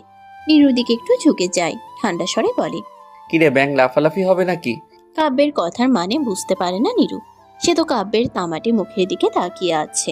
তার তুলতুলে নরম ছোট্ট হাতগুলো দিয়ে কাব্যের দুই গাল ধরে। আপনি সত্যিই আমার? নীরুর এমন প্রশ্নে কাব্য মুচকে হাসে। কেন বিশ্বাস হচ্ছে না তোর? হুম। আয় তাহলে বিশ্বাস করিয়ে দেই তোকে। কাব্য এক হাত নীরুর চুলের ভাঁজে রেখে আরেক হাত দিয়ে নীরুর কোমর টেনে তাকে কাছে নিয়ে আসে। আলতো করে চুমু খায় নীরুর কপালে। নীরুর সর্বাঙ্গ কেঁপে ওঠে। নেশাতুর দৃষ্টিতে তাকায় নীরুর ঠোঁটের দিকে। গোলাপের পাপড়ির ন্যায় ঠোঁটগুলো কেমন কাঁপছে। রক্ত রঙে রাঙানো ঠোঁট জোড়ার স্বাদ নিতে চায় কাব্য। ঝুঁকে আসে নীরুর আরো কাছে, কিন্তু প্রতিমধ্যে নীরুর একটা কথা শুনেই থেমে যায় কাব্য। ভালোবাসেন আমাকে কাব্য ভাইয়া? কি ব্যাকুলতার একটা প্রশ্ন। এই প্রশ্নের উত্তর যেন হ্যাঁ হয় তাই কামনা রমণীর। কিন্তু হায়, আমরা যা চাই তা কি সবসময় পাই? না। নীরুর চোখ ভরে উঠে নোনা জলে। তাহলে আমাকে বিয়ে কেন করেছেন আপনি? কাউকে কথা দিয়েছিলাম তাই। কাব্য উঠে কাবার থেকে জামা কাপড় নিয়ে ওয়াশরুমে চলে যায়। নীরু নির্বাক আহত চাহনি। মনের মধ্যে এক হাহাকার। ভালোবাসার মানুষের থেকে প্রত্যাখ্যান হওয়ার পীড়া। তবে সে দমে যাওয়ার পাত্রী না। যখন আপনাকে পাওয়া ছিল অনিশ্চিত, আমি তখন আপনাকে বছরের পর বছর ভালোবেসে গিয়েছিলাম। এখন তো আপনি আমার স্বামী, আমার অর্ধাঙ্গ, এক পবিত্র সম্পর্ক। তাহলে এখন কেন তার ভিন্নতা হবে? আমার ভালোবাসা দিয়ে আমি আপনাকে আমার করে নেব, প্রিয় শ্যামপুরুষ। পাখির কিচিরমিচিরে কাব্যের ঘুম ভেঙে যায়। বাড়িটা গ্রামের শেষের দিকে হওয়ায় এই জায়গাটা বেশ নিরিবিলি। আশেপাশে গাছগাছালিতে ভরপুর। আলগোছে পাশ ফিরে দেখে নীরু গুটিসুটি মেরে ঘুমিয়ে আছে। মুখের উপর কিছু জল এসে পড়েছে নীরুর। কাব্য আলতো হাতে তা সরিয়ে দেয়। কিছুটা সময় চেয়ে থাকে নীরুর মুখের দিকে। বিড়বিড় করে বলে ওঠে, আমার ফুল, কৃষ্ণচূড়া ফুল। মনে পড়ে যায় সেদিনের কথা, যেদিন ছোট্ট পিচ্ছি নীরুকে নয় 16 বছরের এক কিশোরীকে দেখেছিল সে। অ্যাডভোকেট হিসেবে বেশ নামডাক আছে তার। অ্যাডভোকেট কাব্য মির্জা। ঢাকা শহরে এক নামে চিনে তাকে সবাই। স্কুল, কলেজ, ভার্সিটি সবকিছুর মাঝে বহুবার প্রেম নামক শুভ্র রং ধরতে এসেছিল তাকে, কিন্তু ধরা দিতে পারেনি কাব্য নামক মানুষটাকে। 2 বছর আগে গ্রামে আবার পা রাখে কাব্য। বাবার দেওয়া শর্ত পূরণ করার জন্য প্রাণপণ চেষ্টা করেছে সে। তবে এর মাঝে সে একবারও নীরুকে দেখতে আসেনি, তবে খোঁজ নিত। পুরোপুরিভাবে যখন স্টাবলিশ করতে পেরেছে তখনই পা রেখেছিল গ্রামে। বাড়িতে ঢুকে খুঁজতে শুরু করে সেই মুখ। নীলুফা বেগম ব্যস্ত হয়ে পড়ে কাব্যকে দেখে। কি খাবে না খাবে জানার চেষ্টা করে, কিন্তু কাব্যের সেদিকে খেয়াল নেই। সে মূলত নীরুকে দেখতে চায়। তোর বোন কোথায় রে রুহি? নিরাপু তো ঘরে নেই। রুহির কথায় নীলুফা বেগম চেতে গেলেন। এই মেয়েটা আবার বের হয়েছে, স্কুল থেকে এসেছেই শুরু করে দেয়। এই বৃষ্টি মাথায় বের হয়েছে, আসো কাজ বাড়িতে। রাগে গজগজ করতে করতে কাব্য শুনে সে কথা বুঝে নীরু ঘরে নেই। হতাশ ভঙ্গিতে রুহিকে আবার জিজ্ঞেস করে, তোর বোন কোথায় যেতে পারে? রুহি বিজ্ঞদের মতো গালে একটা আঙ্গুল দিয়ে ভাবতে থাকে, তারপর বলে, নিশ্চয় আম কুড়াতে গিয়েছে। কাব্যের চোয়াল শক্ত হয়। অকারণে রাগ ফুটে ওঠে মুখে। উঠে দাঁড়ায়। ঝিরিঝিরি বৃষ্টি তখনও আছে। কাব্য কি মনে করে এগিয়ে যায় পুকুর ঘাটের দিকে। পুকুর ঘাটে হেঁটে সেই হঠাৎ থমকে দাঁড়ায় সে। ঘাটের সিঁড়িতে দাঁড়িয়ে আছে নীরু। লাল শাড়ি গায়ে বৃষ্টিতে ভিজে পুরুষের স্নিগ্ধ হয়ে উঠেছে। সদ্য ফোটা ফুল মনে হচ্ছে। তার এক হাতে ধরা কৃষ্ণচূড়ার কয়েকটা লাল ফুল, আর শাড়ির আঁচলে গোটানো কিছু কাঁচা আম। ভেজা চুল গাল বেয়ে নামছে। কপালে জমে থাকা জলের ফোঁটা যেন আলাদা একটা আলো ছড়াচ্ছিল। কাব্য একদৃষ্টে তাকিয়ে থাকে, চোখ সরাতে পারছিল না। কিন্তু হঠাৎ কাব্যের রাগ জাগে। ভেজা শাড়িতে তার নারী অবয়ব বোঝা যাচ্ছে। সে ধমকে ওঠে। তখন এক মায়াবী চাহনি নিক্ষেপ করে কাব্যের দিকে। কাব্য কিছুটা থমকে যায়। সেই চাহনিতে যেন সব রাগ ধুয়ে গিয়ে মিলিয়ে গেল। শুধু কৌতূহল আর অদ্ভুত আকর্ষণ বাকি থাকে। নীরুর সেই ছোট্ট কিন্তু শক্তিশালী তাকানো কাব্যের মনে এক অচেনা গরম অনুভূতি জাগিয়ে দেয়। সেদিন প্রথমবার সে বুঝেছিল কাউকে মনে রাখার জন্য বেশি কিছু লাগে না। কখনো কখনো একটা দৃশ্যই যথেষ্ট হয়ে যায় আজীবন মনে গেঁথে থাকার জন্য। ভাবনা থেকে ফিরে আসে কাব্য। নীরুর থেকে চোখ ফিরিয়ে উঠে যায়। ফ্রেশ হয়ে সিঁড়ি দিয়ে যায় কাব্য। কিন্তু সিঁড়ির সামনে কোমরে 2 হাত দিয়ে রাগী চোখে ভাইয়ের দিকে তাকিয়ে আছে কুহু। কুহুর এমন প্রতিক্রিয়ার কারণ জানা নেই কাব্যের। সকাল সকাল এইভাবে কাকতাড়ুয়ার মতো দাঁড়িয়ে আছিস কেন? সর, নিচে নামবো। তুমি এটা একদম ঠিক করনি ভাইয়া। কি ঠিক করেনি? তোমার বিয়ে নিয়ে আমার কত স্বপ্ন ছিল, মেহেন্দি, হলুদ, বিয়ে, বৌভাত, আর কিছুই হলো না। মন খারাপ করে কথাটা বলে ওঠে কুহু। বোনের মাথায় একটা আলতো করে একটা চাটি মেরে বলে, আমার বিয়ের স্বপ্ন বাদ দিয়ে নিজের বিয়ের স্বপ্ন দেখ, তোকে আগামী মাসেই তাড়াবো। কথা বলেই নিচে ড্রয়িং রুমের সোফায় গিয়ে বসে কাব্য। সেখানে আগে থেকেই কবির, রফিকুল আর নিয়াজ বসা। নীলোফা আর রূপালী কিচেনে, রুশান বাবার কোলে। রুহি এখনো ওঠেনি। ভাইয়ের পিছু পিছু কুহু এসে বসে। কাব্যের দিকে এক পলক তাকিয়ে কবির মেজা বলেন, তুমি যেমন চেয়েছো আমরা তাই করেছি, এবার তোমাকে আমাদের কথা শুনতে হবে। কাব্য সন্দিহান দৃষ্টিতে তাকিয়ে বলে, কি? তোমার আর নিরু তো বিয়ে হয়েই গেছে, তাই আমরা সবাই চাইছি বড় করে একটা অনুষ্ঠান করে সবাইকে জানিয়ে দিতে। আশা করি এতে তোমার আপত্তি থাকবে না। কাব্য কিছুক্ষণ ভাবে, তারপর নীলুফা বেগমকে আসতে দেখে জিজ্ঞেস করে, তুমি কি চাও মেজো আম্মু? ভাইজান আর নিরুর আব্বু যা বলে তাই। নীলুফার সম্মতি পেয়ে কাব্য আর না করে না। তারপর সবাই বসে পড়ে অনুষ্ঠানের সব কাজের লিস্ট করতে। ব্যবসা গরম গরম লাগছে নিরুর। পিটপিট করে চোখ খুলে দেখে, সময় নেই বুঝার জন্য সে কোথায় আছে। একটু পর মনে পড়ে কালকের কথা। তার বিয়ে হয়ে গেছে সে নিষ্ঠুর পুরুষের সাথে। তারপর কাল রাতে সে অনুভূতি, এই সারা রাত লজ্জায় সে ঘুমোতে পারেনি। ভোরের দিকে চোখটা লেগে এসেছিল। চোখ ঘুরিয়ে ঘড়ির দিকে তাকাই, 10:30। আল্লাহ, তার কি হবে আজ? তাড়াতাড়ি করে জামা কাপড় নিয়ে ওয়াশরুমে ঢুকে নিল। ফ্রেশ হয়ে বাহিরে আসে। প্রচন্ড খিদে পেয়েছে তার। সিঁড়ি দিয়ে নিচে নেমে আসে। তখন প্রায় সবার খাওয়া শেষ। সবাই সোফায় বসে আড্ডা দিচ্ছে। আশ্চর্য, তাকে কেউ ডাকলো না। নিরু এসে সবার সামনে সোফায় বসে পড়ে। হুট করে সবার চোখ পড়ে তার উপর। এতে নিরু ভেবাচেকা খেয়ে যায়। নিরুকে এভাবে ভয় পেতে দেখে সবাই হেসে ওঠে, শুধু কাব্য ছাড়া। নিরু কাব্যের দিকে এক পলক তাকিয়ে সামনে রাখা চানাচুরের প্লেটটা তার কোলে নিয়ে আসে। আরাম করে সোফায় বসে চানাচুর মুখে পুড়ে দিতে দিতে বলে, তোমরা আমার সাথে ঠিক করনি, এই জন্য তোমাদের শাস্তি পেতে হবে। নিরুর এরূপ কথায় সবাই তার দিকে তাকায়, কিন্তু তার কথাকে কেউ পাত্তা না দিয়ে তাদের আলোচনা আবার কন্টিনিউ করে। নিরু হতাশ হয়। এই বাড়িতে তার কোনো দাম নেই। এক চোখ কানা করে কাব্যের দিকে তাকায়। এই মা, কাব্য তো তার দিকেই তাকিয়ে আছে। নিরু বিষম খায়, কাঁদতে শুরু করে। রূপালী নিরুর দিকে পানি এগিয়ে দেয়। পানি খেয়ে কাব্যের দিকে পুনরায় তাকায় নিরু। কাব্যের ঠোঁটের কোনায় হাসি। কাব্যের হাসি দেখে নিরু কেমন লোলুপ দৃষ্টিতে সেদিকে তাকিয়ে আছে, যেন সুযোগ পেলেই টুক করে গিলে ফেলবে। কাব্য ভ্রু কুচকায়, নিরুর দিকে পূর্ণ দৃষ্টি দেয়। চোখের ইশারায় জিজ্ঞেস করে, কি? নিরু হড়বড়িয়ে চোখ সরিয়ে নেয়। লজ্জা পায় সে। নিরুর কাণ্ড দেখে কাব্য ঠোঁটের কোণে হাসিটা প্রশস্ত হয়। পুনরায় কফিতে চুমুক বসায়। অনুষ্ঠান তাহলে আগামী সপ্তাহে বুধবার করা হোক। নিয়াজের তো পরের সপ্তাহে ছুটি শেষ। আত্মীয় স্বজন তো দাওয়াত দিতে হবে, একটু সময়ের প্রয়োজন। আপনার কোনো আপত্তি আছে বড় ভাইজান?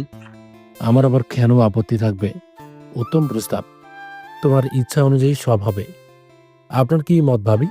আপনারা যা ভালো বুঝেন। সবার কথার মাঝে কুহু এসে রুশানকে করে নেয়। তারপর নিয়াজের দিকে তাকিয়ে বলে, চাচু, এই প্রথম আমি গ্রামে এসেছি, চলো না আমায় গ্রাম ঘুরে দেখাবে। কুহুর কথায় নিয়াজ মুচকি হাসে। তারপর বলে, অবশ্যই। নিয়াজের স্বীকারোক্তিতে নিরু আর রুহি লাফিয়ে উঠে বলে, আমরাও যাব। কুহু বলে ওঠে, একদম, তোরা না গেলে আমি একা একা কি করব? কি চাচু, নিবে না? নিয়াজ তিনজনের দিকে তাকিয়ে আবার কাব্যের দিকে তাকায়। কাব্য সব শুনতেছিল। নিয়াজের তাকানোতে চোখের ইশারায় হ্যাঁ বলে। নিয়াজ সব তাদের দিকে তাকিয়ে মুচকি হাসি দেয়। তারা তো মহা খুশি। তাহলে ছোট আম্মু যাবে? কুহু আর নিরু একসাথে বলে ওঠে। রূপালী নিজের নাম শুনে নিয়াজের দিকে তাকায়। বিয়ে হয়েছে আজ 3 বছর তাদের। নিয়াজ ব্যাংকে জব করে বিধায় তেমন একটা সময় হয়ে ওঠে না। মাঝে মাঝে অভিমানও পুষে রূপালী, কিন্তু বলা হয়ে ওঠে না। তার মানে এই না যে নিয়াজ তার যত্ন নেয় না। স্বামী হিসেবে নিয়াজ সত্যি একজন ভালো মানুষ। সে বুঝে স্বামীর ব্যস্ততা। তারপর সবার দিকে তাকায়, আমতা আমতা করে বলে, আমি কি করব, তোমরা যাও। কিন্তু নিরু নাছর বান্ধা, সে রূপালীকে ছাড়া যাবে না। সাথে যোগ দিয়েছে কুহু আর রুহিও। নীলুফা বেগম আলতো হাসে, তারপর বলে, যাবি না কেন? ওদের সাথে তুইও ঘুরে আয়, কোথাও তো তোর যাওয়া হয় না। নীলুফা বেগমের কথার পিঠে কাব্য বলে ওঠে, আমরা সবাই যাব, গ্রাম ঘুরবো, তারপর সন্ধ্যায় পুবের মাঠেও হাঁটতে যাব। সো সবাই রেডি থেকো। চাচ্চু চলো আমার সাথে। কথাটা বলে কাব্য বাহিরে যাওয়ার জন্য পা বাড়ায়। কাব্যের কথায় নীরু প্রচুর খুশি, এই জন্য এই লোকটাকে তার এত ভালো লাগে। জামাইটা। বিকেলে সবাই রেডি হয়ে বের হয় ঘুরতে। গ্রামটা আগের চেয়ে বেশ উন্নত হয়েছে। যেখানে আগে প্রচুর ফসলের জমি ছিল, সেখানে এখন কিছু কিছু ঘর উঠেছে। বিলের শাপলা, বট গাছের ছায়া, আঁকাবাঁকা মাটির রাস্তা। কুয়া অনেক এনজয় করছে। মাঝে মাঝে দাঁড়িয়ে সবাই ছবিও তুলছে। কবির, রফিকুল আর নীলুফা বেগম সবার সামনে। তারা তিনজন তাদের পুরনো দিনের কথা বলতে বলতে হাঁটছে। তাদের পিছনে নিয়াজ, রূপালী আর নিয়াজের কোলে ছোট্ট রুশান। হাঁটার সাথে সাথে গল্প করছে দুজন। নিয়াজ কখনো শাড়ি ঠিক করে দিচ্ছে রূপালীর, কখনো চুল সরিয়ে দিচ্ছে গাল থেকে, কখনো স্ত্রী আর সন্তানকে একসাথে দাঁড় করিয়ে ছবি, সেলফি তুলছেন।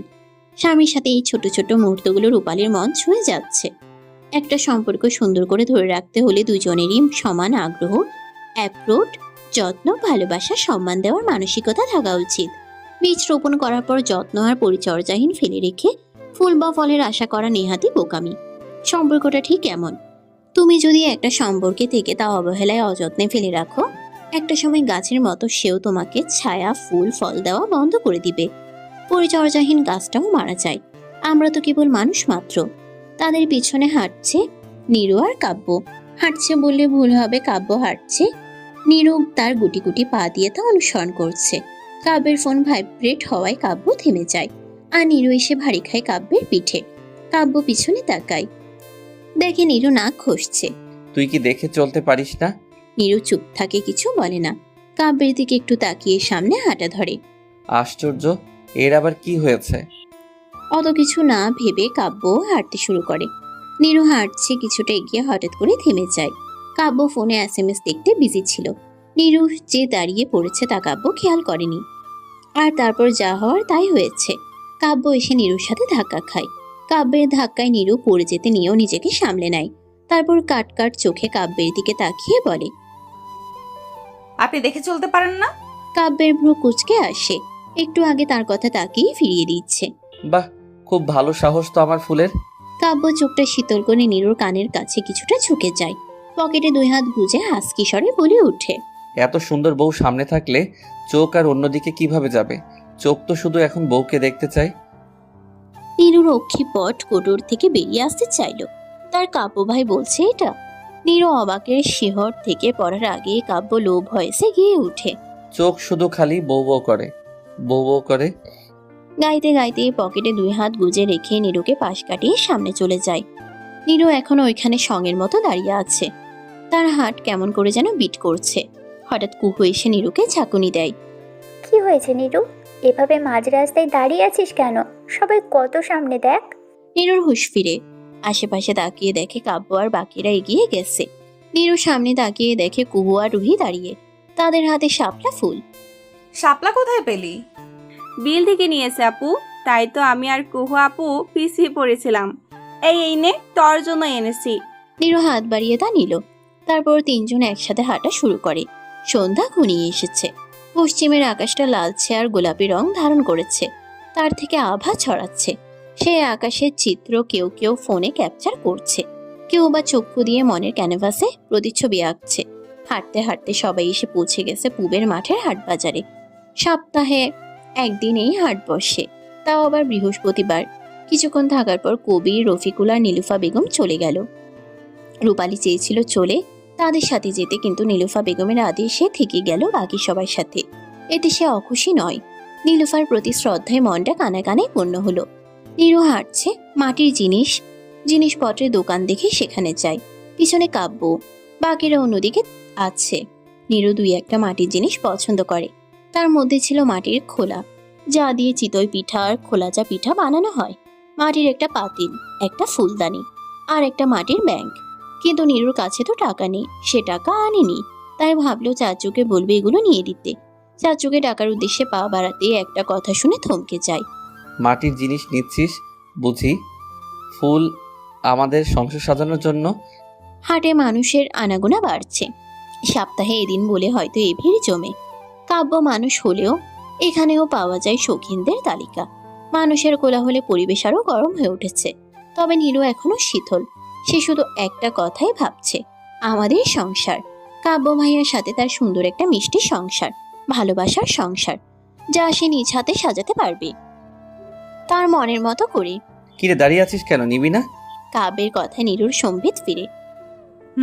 নেব, তার আগে চাচ্চুকে ডেকে আনি। কেন, চাচ্চুকে কি দরকার? আসলে আমি টাকা আনিনি, চাচ্চুকে বলবো। কাকে কি বলবি? চাচ্চুকে বলবো নিয়ে দিতে। সন্ধিহান চোখে তাকায় নীরুর দিকে।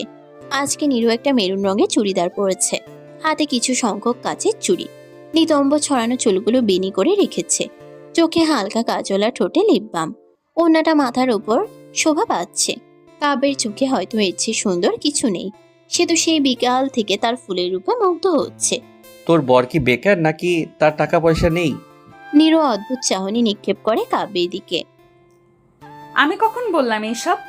কাব্য উত্তর দিল না, 2 কদম আগে বাড়িয়ে বলে ওঠে, আঙ্কেল, ওর যেগুলো পছন্দ হয়েছে সবগুলো প্যাকেট করুন। নীরু কিছুই বলল না। নীরব দর্শক সে। জিনিসগুলো হাতে নিয়ে কাব্য বিল মিটিয়ে দেয়। তারপর নীরুর হাত ধরে হাঁটা শুরু করে। যেটা তোর সেখানে অধিকার খাটিয়ে কেড়ে নিবি? এমনিতে ছেড়ে রাখলে অন্য কেউ সেই অধিকার হস্তক্ষেপ করবে, নিজের অধিকার সবসময় বজায় রাখবি। কাব্য এখনো হাঁটছে নীরুর হাত ধরে। কদম থামে কুহু আর রুহির কাছে এসে।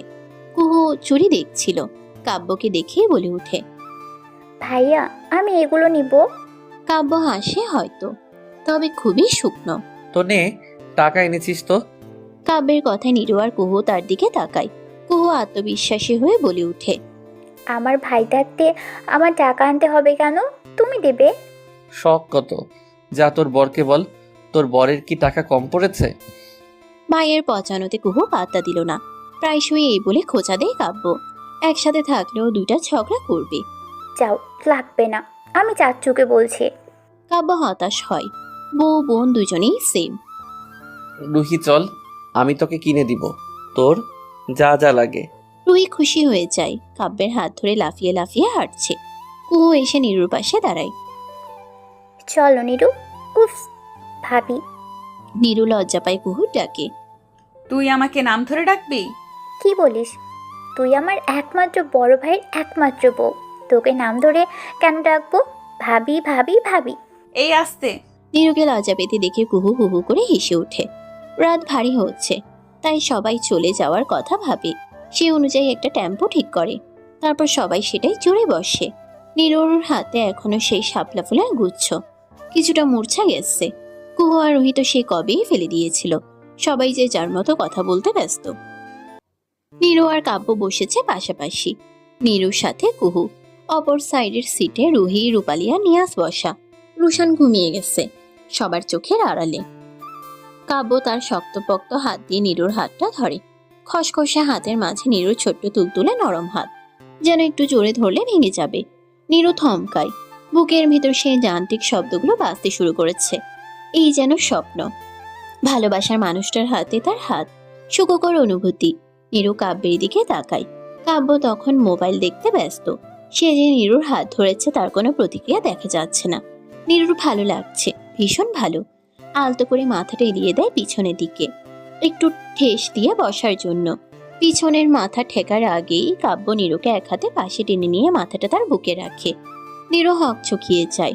উঠতে গেলেই কাব্য নীরুর মাথা চেপে ধরে। চুপ, নো সাউন্ড।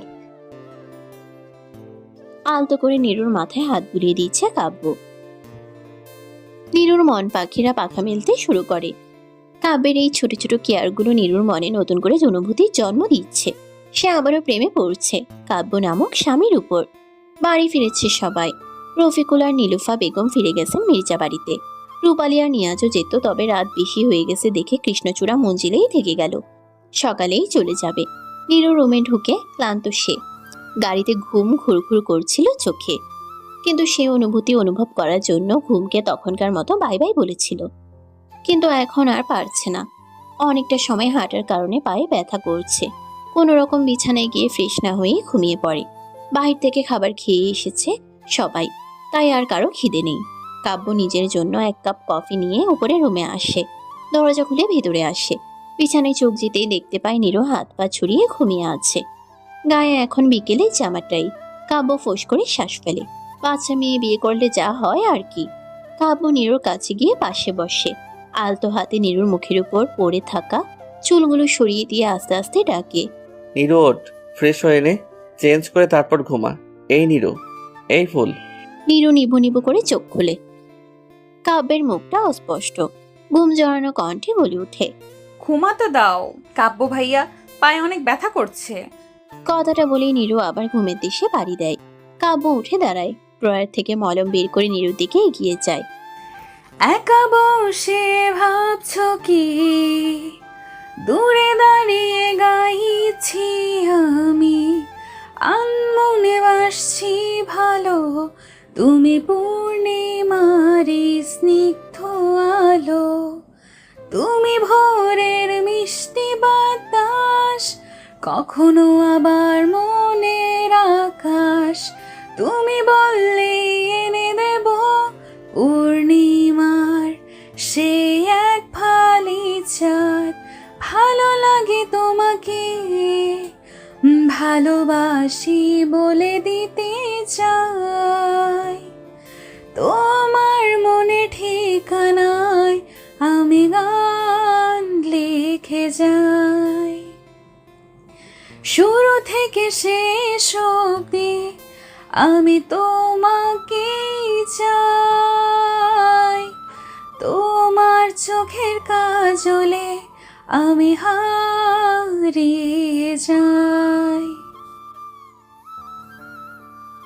ছাদের রেলিংয়ের পাশে দাঁড়িয়ে আনমনে গিয়ে যাচ্ছে নীরু। দৃষ্টি তার দূরের ওই চাঁদের দিকে। পূর্ণ চাঁদ। আজ হয়তো পূর্ণিমা। জানা নেই নীরুর। আশেপাশের বাড়িগুলোতে কৃত্রিম আলো জ্বলছে, তবে বাহিরেরটা জ্যোৎস্নাতে ভরা। তবে সেই জ্যোৎস্নার আলো নীরুর মন পর্যন্ত পৌঁছাতে পারেনি। নীরুর মনে ভিড় করেছে নিকোষ কালো আধার। কাব্য ঢাকা গিয়েছে আজ 3 দিন। সেদিন সকালে সবার সাথে নীরুকেও মেজা বাড়িতে পাঠিয়ে দেয় কাব্য। তারপর সে ঢাকার উদ্দেশ্যে রওনা দেয়। জরুরি একটা কেস নিয়ে নাকি আপডেট এসেছে, তাকে যেতেই হবে। তাই যেতেই হবে বলেছে 4 দিন পর ফিরবে। কেসটা নিয়ে কাব্যকে অনেক উৎফুল্ল দেখা দিয়েছে, যেন বহুদিনের বহু বছরের অপেক্ষার সমাপ্তি। এই 3 দিনে কাব্যের সাথে নীরুর যোগাযোগ হয়নি। কাব্যও কল দেয়নি, আর নীরুরও সাহস জোগাতে পারেনি। সে কথা ভেবে দীর্ঘশ্বাস ফেলে নীরু। রেলিং ঘেঁষে ছাদের উপর বসে পড়ে নীরু। এখান থেকে পুকুর পাড়ে কৃষ্ণচূড়া গাছটাও দেখা যায়। দিনের আলোতে যে ফুল শোভা বর্ধন করে, রাতের অন্ধকারে তা কেমন অদ্ভুত দেখায়, যার ব্যাখ্যা নীরুর কাছে নেই। তবে জিজ্ঞেস করবে কাব্যকে একদিন। সে তো মস্ত বড় উকিল, তিনি নিশ্চয়ই জানবে। নীরু আনমনে হাসে। হুট করে কত কিছু হয়ে গেল এই 1 সপ্তাহে। তার নামের পাশে যুক্ত হলো বিবাহিত শব্দটা। এতে নীরু খুশি, ভীষণ খুশি। তার প্রিয় শ্যামপুরুষ শুধুমাত্র তার। এই ভাবনা মনে আসতে সুখ সুখ অনুভূতি হয়। এখানে কি করিস নীরু? নীরু ঘাড় ফিরিয়ে দেখে কুহু দাঁড়িয়ে। কিছু না, এমনি। কুহু এসে নীরুর পাশে বসে। এমনি নাকি ভাইয়াকে মিস করছিস? নীরু কুহুর দিকে তাকায়। কুহু ঠোঁটে দুষ্টু হাসি। তোর ভাইয়াকে আমি মিস করতে যাব কেন? সে কোন দেশের মহারাজা? নীরুর অভিমানী কথা শুনে কুহু হাসে। কোনো দেশের মহারাজা না হলেও হাজারো নারীর মনের রাজা। ঢং। বুঝি বুঝি, কারো হিংসে হয়েছে। মোটেও না।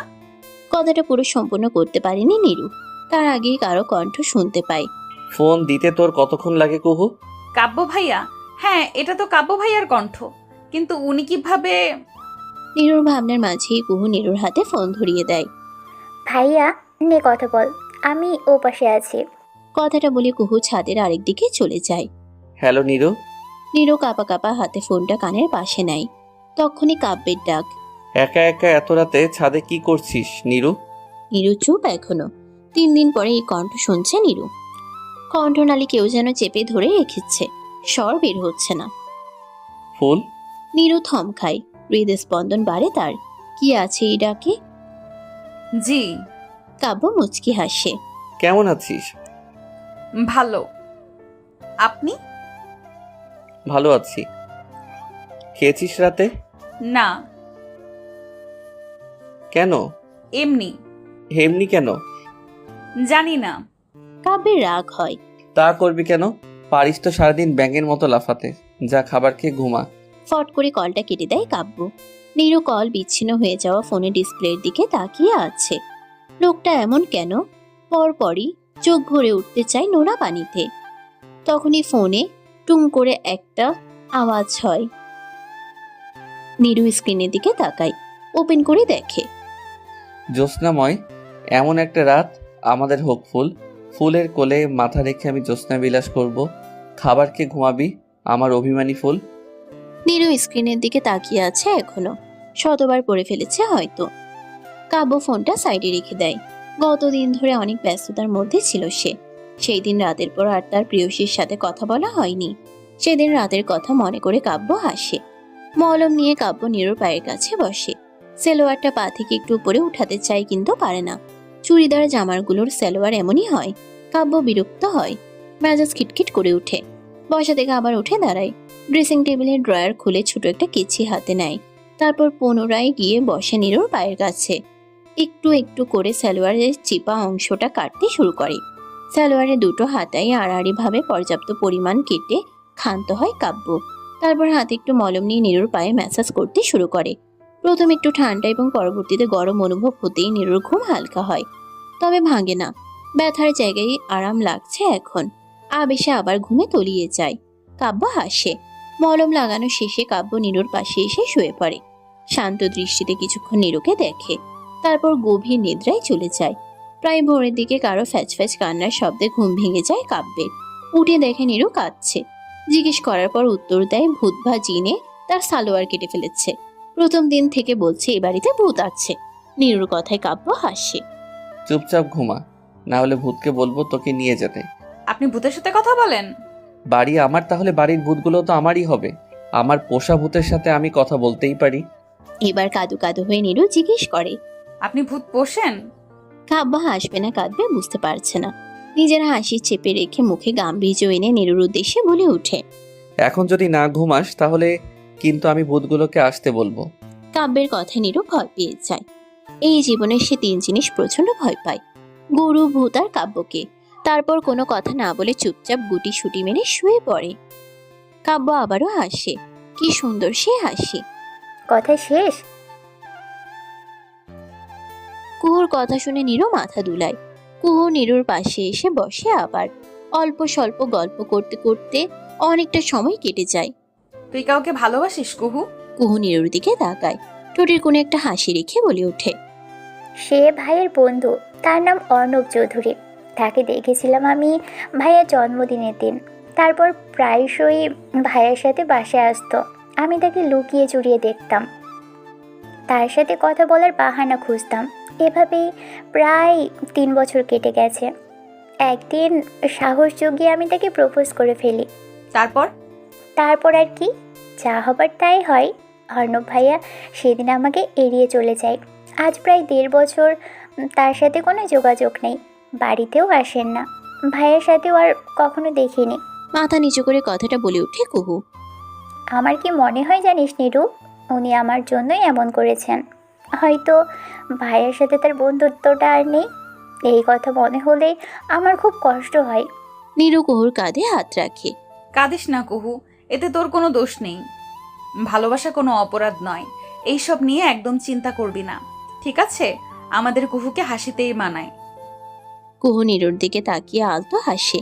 তারপর নীরুকে শক্ত করে জড়িয়ে ধরে। নীরু বুঝে এই পরিস্থিতি। ভালোবাসার মানুষকে না পাওয়ার যন্ত্রণা, কষ্ট, মনের মাঝে হাহাকার। নীরু আলতো হাতে কুহুর মাথায় হাত বুলায়। তুমি আমাকে রিজেক্ট করে ওই গ্রামের মেয়েটাকে বিয়ে করেছো কাব্য? ইউ নো না, I love you so much. নৌসেনের কথার কোনো প্রতিউত্তর দেওয়ার প্রয়োজন বোধ করলো না কাব্য। কোর্টের কাজ শেষ হয়েছে আজ, তাই এক্ষুনি গ্রামে ফিরে যাওয়ার জন্য মনস্থির করেছিল। তার মাঝেই নৌসেনের আগমন। নৌসেন হলো কবির মেজার বন্ধুর মেয়ে। সারাক্ষণই কাব্যের পিছনে পড়ে থাকে, তবে কাব্য তাকে পাত্তাই দেয় না। কি আছে ওই মেয়েটার মাঝে? নৌসেনের কথায় কাব্যের কদম থেমে যায়। শরীর সহ ঘুরে নৌসেনের দিকে তাকায়। তীক্ষ্ণ আর অদ্ভুত সেই চাহনি। সেই চাহনিতে কেমন তা ছিল মেশা। তবে এবারও নৌসেনের কথার কোনো উত্তর দেয়নি। গ্রামে যাবে আমার সাথে? কাব্যের হঠাৎ এই প্রস্তাবে খুশি হয়ে যায় নৌসেন। শিওর হওয়ার জন্য আবার জিজ্ঞেস করে, তুমি কি সত্যি বলছো? অবশ্যই, এমনিতেই 3 দিন পরে আঙ্কেলও যাবে। সো তুমি আমার সাথে আজ চলো, গ্রামটা ঘুরিয়ে দেখাবো তোমাকে। নওশিন খুশিতে আতখান হয়ে যায়। কাব্য কখনো তাকে কোথাও নিয়ে যেতে চায়নি। আজ যখন বলেছে নওশিন তা মিস করতে চায় না, সে কোনো ভাবনা চিন্তা ছাড়াই রাজি হয়ে যায়। কাব্য জানতো নওশিন রাজি হয়ে যাবে, তাই তো আগ বাড়িয়ে এই প্রস্তাব। গাড়ি দিকে এগিয়ে যাচ্ছে কাব্য। টুরির কোণে তার রহস্যময়ী এক পেশি হাসি।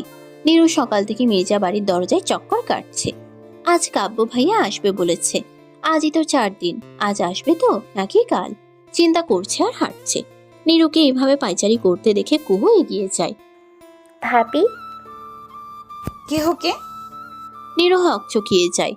আরে আমি কুহু, এত ভয় পেলি কেন? তুই এভাবে কানের কাছে এসে ষাঁড়ের মতো চিল্লালে ভয় পাবো না? আর একটু হলে তো অক্কা চলে যেতাম। আরে যাবি না, এত টেনশন নিস না। বাই দ্য ওয়ে, বারবার মেইন রোডের দিকে তাকাচ্ছিস, কি ব্যাপার?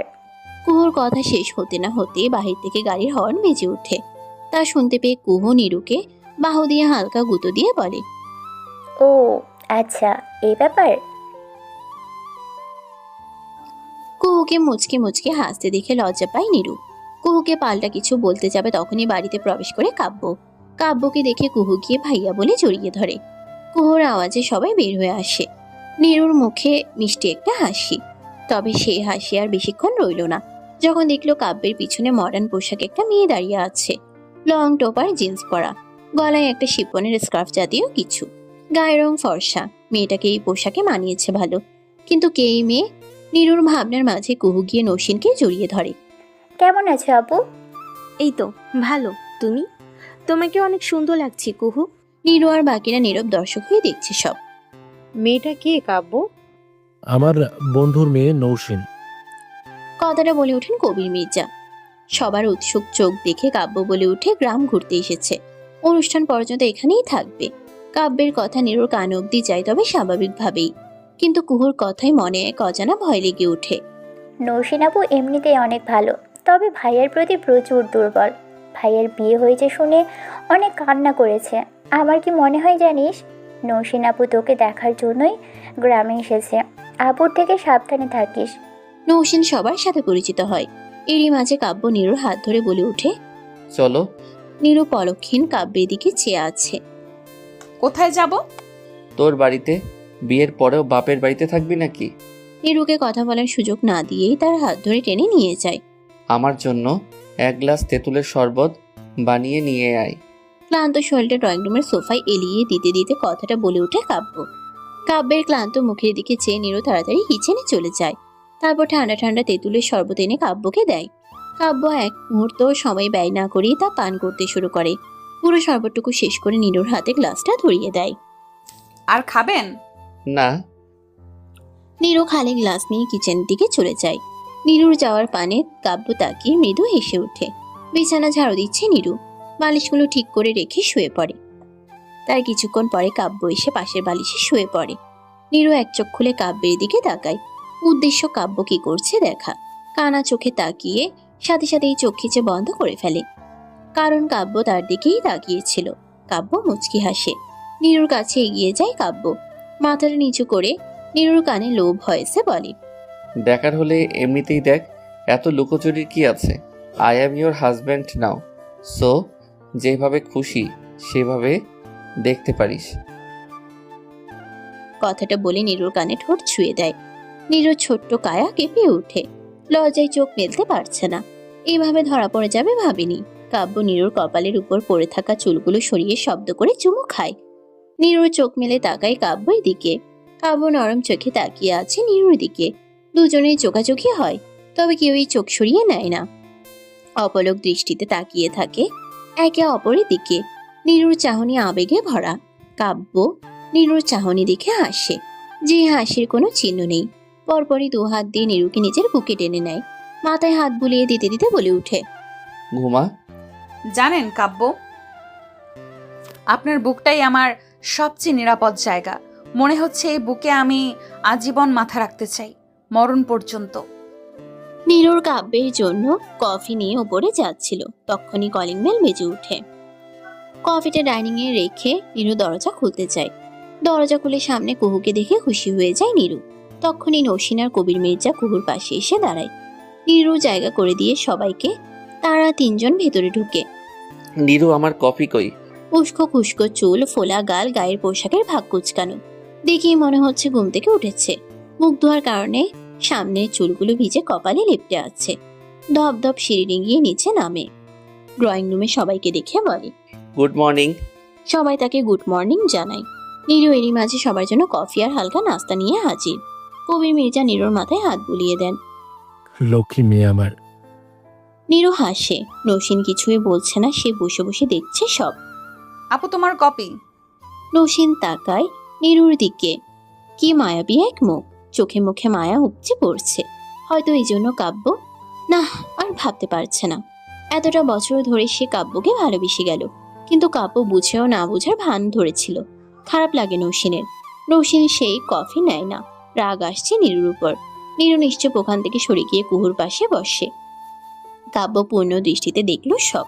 সবাই রেডি হয়ে নাও, সবাইকে নিয়ে শপিংয়ে যাব। সবার কেনাকাটা বাকি আছে। আমি মেজো আম্মুকে কল করে জানিয়ে দিয়েছি, ওনারা পৌঁছে যাবেন। কাব্যের কথায় কুহু খুশি হয়ে যায়। ভাইয়া, আমরা তো রেডি আছি, ভাবিকে বলো রেডি হয়ে আসতে। সবার সামনে কুহু নীরুকে ভাবি ডাকায়। নীরু অপ্রস্তুত হয়ে পড়ে, লজ্জা পায়। কুহুর ডাক শুনে কাব্য বেশ মজা পায়। নীরু কাব্যের দিকে তাকায়, দেখে কাব্যও তাকিয়ে আছে। আমি রেডি হয়ে আসি। নীরু লজ্জা পেয়ে চলে যেতে কাব্য তখন নীরুর দিকে তাকিয়ে এক চিলতে হাসি হাসে। তারপর নিজেও অনুসরণ করে নীরুকে। কাব্যের চলে যাওয়ার পানে নৌসিন তাকিয়ে। তার কি খারাপ লাগছে না? লাগছে তো। মনে মনে ফুঁসে ওঠে কিছুটা। ভাবি ডাক শুনে এত লজ্জা পাচ্ছিস কেন? নীরু কাবার থেকে জামা নিচ্ছিল। এখানে বেশ কয়েকটা জামা আছে। কাব্য বলেছিল এগুলো তার জন্য। নীরু সেদিন খুশি হয়েছিল। কাব্যের এহেন কথা নীরু কাবার থেকে সরে কাব্যের দিকে তাকায়। কাব্যের চোখে দুষ্টুমির রেখা। নীরু কাব্যের চোখ এড়িয়ে চলে যেতে চায়, কিন্তু গাল লাল হয়ে ওঠে। কাব্য আবার দুষ্টু হেসে বলে, ভাবি মানে তো কাব্যের নিজের মানুষ, তাই না? এবার নীরু আর কিছু বলতে না পেরে গম্ভীর মুখ করে দাঁড়িয়ে থাকে, কিন্তু ভেতরে ভেতরে হৃদস্পন্দন বেড়ে যায়। কাব্য চুপচাপ নীরুর পাশে দাঁড়িয়ে নরম স্বরে বলে, যদি ভাবি ডাকেই লজ্জা পাস তাহলে আমাকে সামলাবি কিভাবে? কথাটা শুনে নীরু আরো লজ্জায় মাথা নিচু করে। গাল লাল হয়ে গেছে। হাতের আঙ্গুল নিয়ে খেলা করতে থাকে। সে আস্তে বলে, সবসময় আপনি এমন মজা করেন কেন? কাব্য কাছে এসে ধীরে ধীরে নীরুর মুখটা তুলে নেয়। কারণ লজ্জা পেলে তোকে সবচেয়ে সুন্দর দেখায়। নীরু চোখ ফিরিয়ে নিতে চাইলেও পারল না। বুকের ভেতর ধকধক শুরু হয়ে গেল। নীরুর অস্থিরতা অস্বস্তি দেখে কাব্য, যা রেডি হয়ে আয়, সবাই ওয়েট করছে। নীরু যেন হাফ ছেড়ে বাঁচল। এতক্ষণ তো নিঃশ্বাস বন্ধ হয়ে যাওয়ার উপক্রম হয়েছিল। জামা নিয়ে এক দৌড়ে ওয়াশরুমে ঢুকে পড়ে নীরু। তা দেখে কাব্য ক্ষীণ হাসে। পাগলি একটা। শপিং মলে সবাই যে যার মতো করে শপিং করছে। রুহি আর কুহু মল ঘুরছে আর ছবি তুলছে। নৌসিন এটা ওটা পছন্দ করে ট্রায়াল দিচ্ছে বারবার। বাকিরা সবাই একসাথে। নীরু তাদের দিকে যেতে শুরু করলে কাব্য তার হাত ধরে ফেলে। তারপর চোখের ইশারায় তার সাথে আসতে বলে। পাশাপাশি হাঁটছে তারা। হাত ধরা এখন না থাকলেও চোখে চোখ ধরা দিচ্ছে বারবার। একটা শাড়ি লেহেঙ্গার শপে ঢুকে কাব্য। পিছু পিছু নীরুকে বসিয়ে দিয়ে বলে পছন্দ করতে, কিন্তু নীরু সংকোচ হচ্ছে। পাশে মা নেই, এভাবে কখনো অন্য কারোর সাথে শপিং করা হয়নি। কাব্য তা বুঝতে পারে। তারপর কাব্য নিজে চুজ করে শাড়ি আর লেহেঙ্গা কিনে নেয়। তারপর প্রয়োজনীয় অনেক কিছু। তারপর বাকিদের সাথে মিশে বাকি শপিং কমপ্লিট করে নেয়। তারপর দুপুরের খাবার রেস্টুরেন্টে খেয়ে সবাই বাড়ির উদ্দেশ্যে রওনা দেয়। শাপলা ফুলগুলো খুব সুন্দর, তাই না নওশিন? ছোটবেলায় শাপলা ফুল তুলতাম, তারপর সেগুলো বাড়ি নিয়ে গিয়ে মেজো আম্মুকে দিতাম। তারপর মেজো আম্মু অনেক সুন্দর করে আমার জন্য শাপলা ভাজি করতো। কত বছর হয়ে গেল খাই না। সামনের বিলে ফুটে থাকা লাল নীল শাপলা ফুলের দিকে তাকিয়ে কথাগুলো বলে ওঠে কাব্য। তার পাশে কুহু, রুহি আর নৌসিন। সকাল সকাল তাদের নিয়ে বের হয়েছিল গ্রাম ঘুরতে, বিশেষ করে নৌসিনকে গ্রাম দেখাতে। ঘুরতে ঘুরতে শাপলা বিলের সামনে এসে চারজন থেমে যায়। কাব্যের এমন কথায় নৌসিন অত উৎফুল্ল হলো না, ছোট্ট করে উত্তর দিল, ও। কাব্য তার উত্তর মুচকে হাসে। সে জানতো এমনই প্রতিক্রিয়া হবে। বিলটা বাড়ি থেকে বেশি দূরে না। ঘোরাঘুরি শেষ করে সবাই বাড়ি পৌঁছে যায়। সময়টা দুপুরের। মির্জা বাড়ির ডাইনিং এ সবাই খেতে বসেছে। সবার সামনে খাবার দেওয়া হয়। প্লেটের সামনে ছোট্ট একটা বাটিতে শাপলা ভাজি দেখে কাব্য ভীষণ অবাক হয়। মেজম্মু এটা কি? কেন শাপলা ভাজি? তুই না খেতে চেয়েছিলি? তাই তো নীরু নিজে হাতে বানিয়েছে তোর জন্য। কাব্য হতবাক নয়নে তাকায় নীরুর দিকে। মনটা অদ্ভুত প্রশান্তিতে ভরে যায়। তারপর খাওয়া শুরু করে। তুই বলতে চাইছো তুমি আমাকে ভালোবাসো? চারদিকে ফেরি লাইট লাগানো, ফেরি টাইলের পাশাপাশি কৃত্রিম আলো এবং তাজা ফুলের গুছগুছ এনে রাখছে। সুন্দর আগে সব হয়ে যাবে। নিচে বড় ধরনের একটা প্যান্ডেলও করা হয়েছে কৃষ্ণচূড়া মঞ্জিলে। এখন সময়টা সকালের। বাড়িতে যথেষ্ট মেহমান এসে ভিড় জমিয়েছে। ছাদেও কিছু ফেরি লাইট লাগানো হয়েছে। অনেক লোক বাগানের সামনের ফাঁকা অংশে সাজসজ্জায় ব্যস্ত। কাব্য তাদের দিকে তাকিয়ে নসীনকে প্রশ্নটা করে উঠল। নসীন অবাক নয়নে তার দিকে তাকিয়ে আছে, হাতে তার কফি। ছাদে আসার পর কাব্যই তাকে কফির মগটা এগিয়ে দিয়েছে। তুমি ঠিক কি বলতে চাইছো আমি বুঝতে পারছি না কাব্য। প্রশ্নটা খুব সহজই ছিল, তবে তোমার বোঝার সুবিধার্থে আবারও বলছি, তুমি কি সত্যি মনে করো তুমি আমাকে ভালোবাসো? কাব্যের এমন হেয়ালিপনা প্রশ্নের কোনো কারণ খুঁজে পেল না নৌসীন। কাব্য, তুমি জানার পরও এমন প্রশ্ন করছো? কত বছর ধরে আমি তোমার পেছনে পড়ে আছি, কিন্তু তুমি। কাব্য মেরুদণ্ড সোজা করে দাঁড়ালো। হাতের কফির মগটা ছাদের বাউন্ডারির উপর রেখে নৌসীনের দিকে তাকালো। কত বছর তা ম্যাটার করে না, ম্যাটার করে তুমি আমাকে ভালোবাসো কিনা সেই প্রশ্নে। অবশ্যই। ভালোবাসা কি সেটা কি তুমি জানো নওশীন? জানো না। ভালোবাসা আসলে শব্দে বেঁধে রাখা কঠিন এক অনুভূতি। এটা শুধু পছন্দ বা আকৃষ্ট হওয়া নয়। ভালোবাসা মানে হলো অন্য কারো সুখকে নিজের আনন্দের চেয়ে বড় করে দেখা। ভালোবাসা মানে নিরাপত্তা দেওয়া, একে অপরের দুর্বলতাকে মমতা দিয়ে জড়িয়ে ধরা। যখন তুমি কাউকে ভালোবাসো, তার হাসি তোমার দিনটাকে আলোকিত করে, তার কষ্ট তোমার বুকের ভেতর ভারী হয়ে থাকে। কখনো সেটা নিঃশব্দে যত্ন নেওয়া, কখনো একসাথে পথ চলার প্রতিশ্রুতি। আরও গভীরে গেলে ভালোবাসা হলো এক ধরনের ইমানের মতো, যেখানে তুমি ভরসা করো, বিশ্বাস করো, তুমি নিজেকে ছোট করে হলেও সেই মানুষ বা সম্পর্ককে বড় করো। তাই ভালোবাসা শুধু আমি তোমাকে চাই নয়, ভালোবাসা আসলে হলো তুমি ভালো থাকলে আমি পূর্ণ, এই নীরব প্রার্থনা। আমি কি তোমার ভালো চাই না? অবশ্যই তুমি আমার ভালো চাও, তবে সেটাকে আমি ভালোবাসা বলে বিবেচনা করতে পারছি না। তুমি নিজেই একটা চিন্তা করো, তোমার মনের গভীর থেকে তুমি কি আমাকে সত্যি ভালোবাসো কিনা? ভালোবাসা আসলে এক অদ্ভুত শিহরণ। যখন কারোর প্রতি গভীর অনুভূতি জন্মায়, তখন শরীর মন দুটোই অজানা কম্পনে ভরে ওঠে। মনের ভেতর হালকা কাঁপুনি, বুকের গভীরে উষ্ণ একটা ঢেউ, যেন বাতাসে নতুন গন্ধ মিশে গেছে। কাউকে দেখার মুহূর্তে চোখের মনি একটু বড় হয়ে ওঠে, নিঃশ্বাস ধীর হয়, অথচ হৃৎপিণ্ডের ধুকপুকানি বেড়ে যায়। এই শিহরণে ভয় নেই, আছে আকর্ষণ আর কোমল আনন্দ। কখনো তা শান্ত স্রোতের মতো, আবার কখনো ঝড়ের মতো তীব্র। কাউকে মনে পড়লে যে উচ্ছ্বাস, যে অজানা টান, সেটাই হলো ভালোবাসার। নৌসীন কাব্যের কথা শুনে যাচ্ছে। নৌসীনকে চুপ থাকতে দেখে কাব্য আবারও বলে ওঠে, তুমি আমায় ভালোবাসো না নওশীন? তুমি আমাকে পছন্দ করো শুধু? নৌসীন দৃঢ় হয়ে বলল, আমি তোমায় ভালোবাসি। কাব্য শুকনো হাসে। আচ্ছা মানলাম তুমি আমাকে ভালোবাসো, তাহলে বলো তো যাকে ভালোবাসো তাকে কখনো অকারণেই মনে পড়েছে তোমার? দিনের যে কোনো সময় হঠাৎ তার হাসি বা চোখ ভেসে উঠেছিল তোমার? কথা না হলেও তার সুখ দুঃখ নিয়ে ভাবনায় বিভোর হয়েছ? দেখা না হয়ে শুধু নাম শুনলে বুকের ধুকপুকানি বেড়ে গিয়েছে কখনো তোমার? চোখে চোখ পড়লে হালকা কাঁপুনি বা উষ্ণতা ছড়িয়ে পড়েছিল কখনো দেহ মনে? তার খেয়াল রাখা, খাওয়া, বিশ্রাম, মন খারাপ সবকিছুর খোঁজ নিয়েছিলে কখনো? তার জন্য নিজের সময়, স্বাচ্ছন্দ্য, এমনকি অভ্যাস বদলাতে রাজি হয়েছ কখনো? কাব্য ছাদের রেলিং ধরে বাহিরের দিকে ফিরে চোখ বন্ধ করে ফেলে। চোখের সামনে ভেসে ওঠে প্রিয় নারীর অবয়ব, তার ফুল। আনমনে আবারও বলে ওঠে, সে দূরে থাকলেও এক ধরনের অদৃশ্য টান অনুভব করা, শুধু পাওয়া নয়, তার মঙ্গল চাওয়া, যেন সে ভালো থাকলেই তোমার শান্তি। বাহির থেকে চোখ সরিয়ে নৌসীনের দিকে আবারও তাকালো কাব্য। এই লক্ষণগুলো কাউকে পেয়ে যাওয়ার আনন্দের চেয়ে বেশি এক নীরব যত্ন, নীরব প্রার্থনার রূপ। সেটাই আসল ভালোবাসার পরিচয়। নৌসীন ভাবনায় ডুবে যায়। এই সব কিছুই নৌসীন কাব্যের জন্য ফিল করেনি। কাব্য যখন তার সামনে থাকতো তখনই শুধু মনে হতো সে কাব্যকে ভালোবাসে, কিন্তু অন্য সময় দিব্যি নিজের লাইফ কাটায়।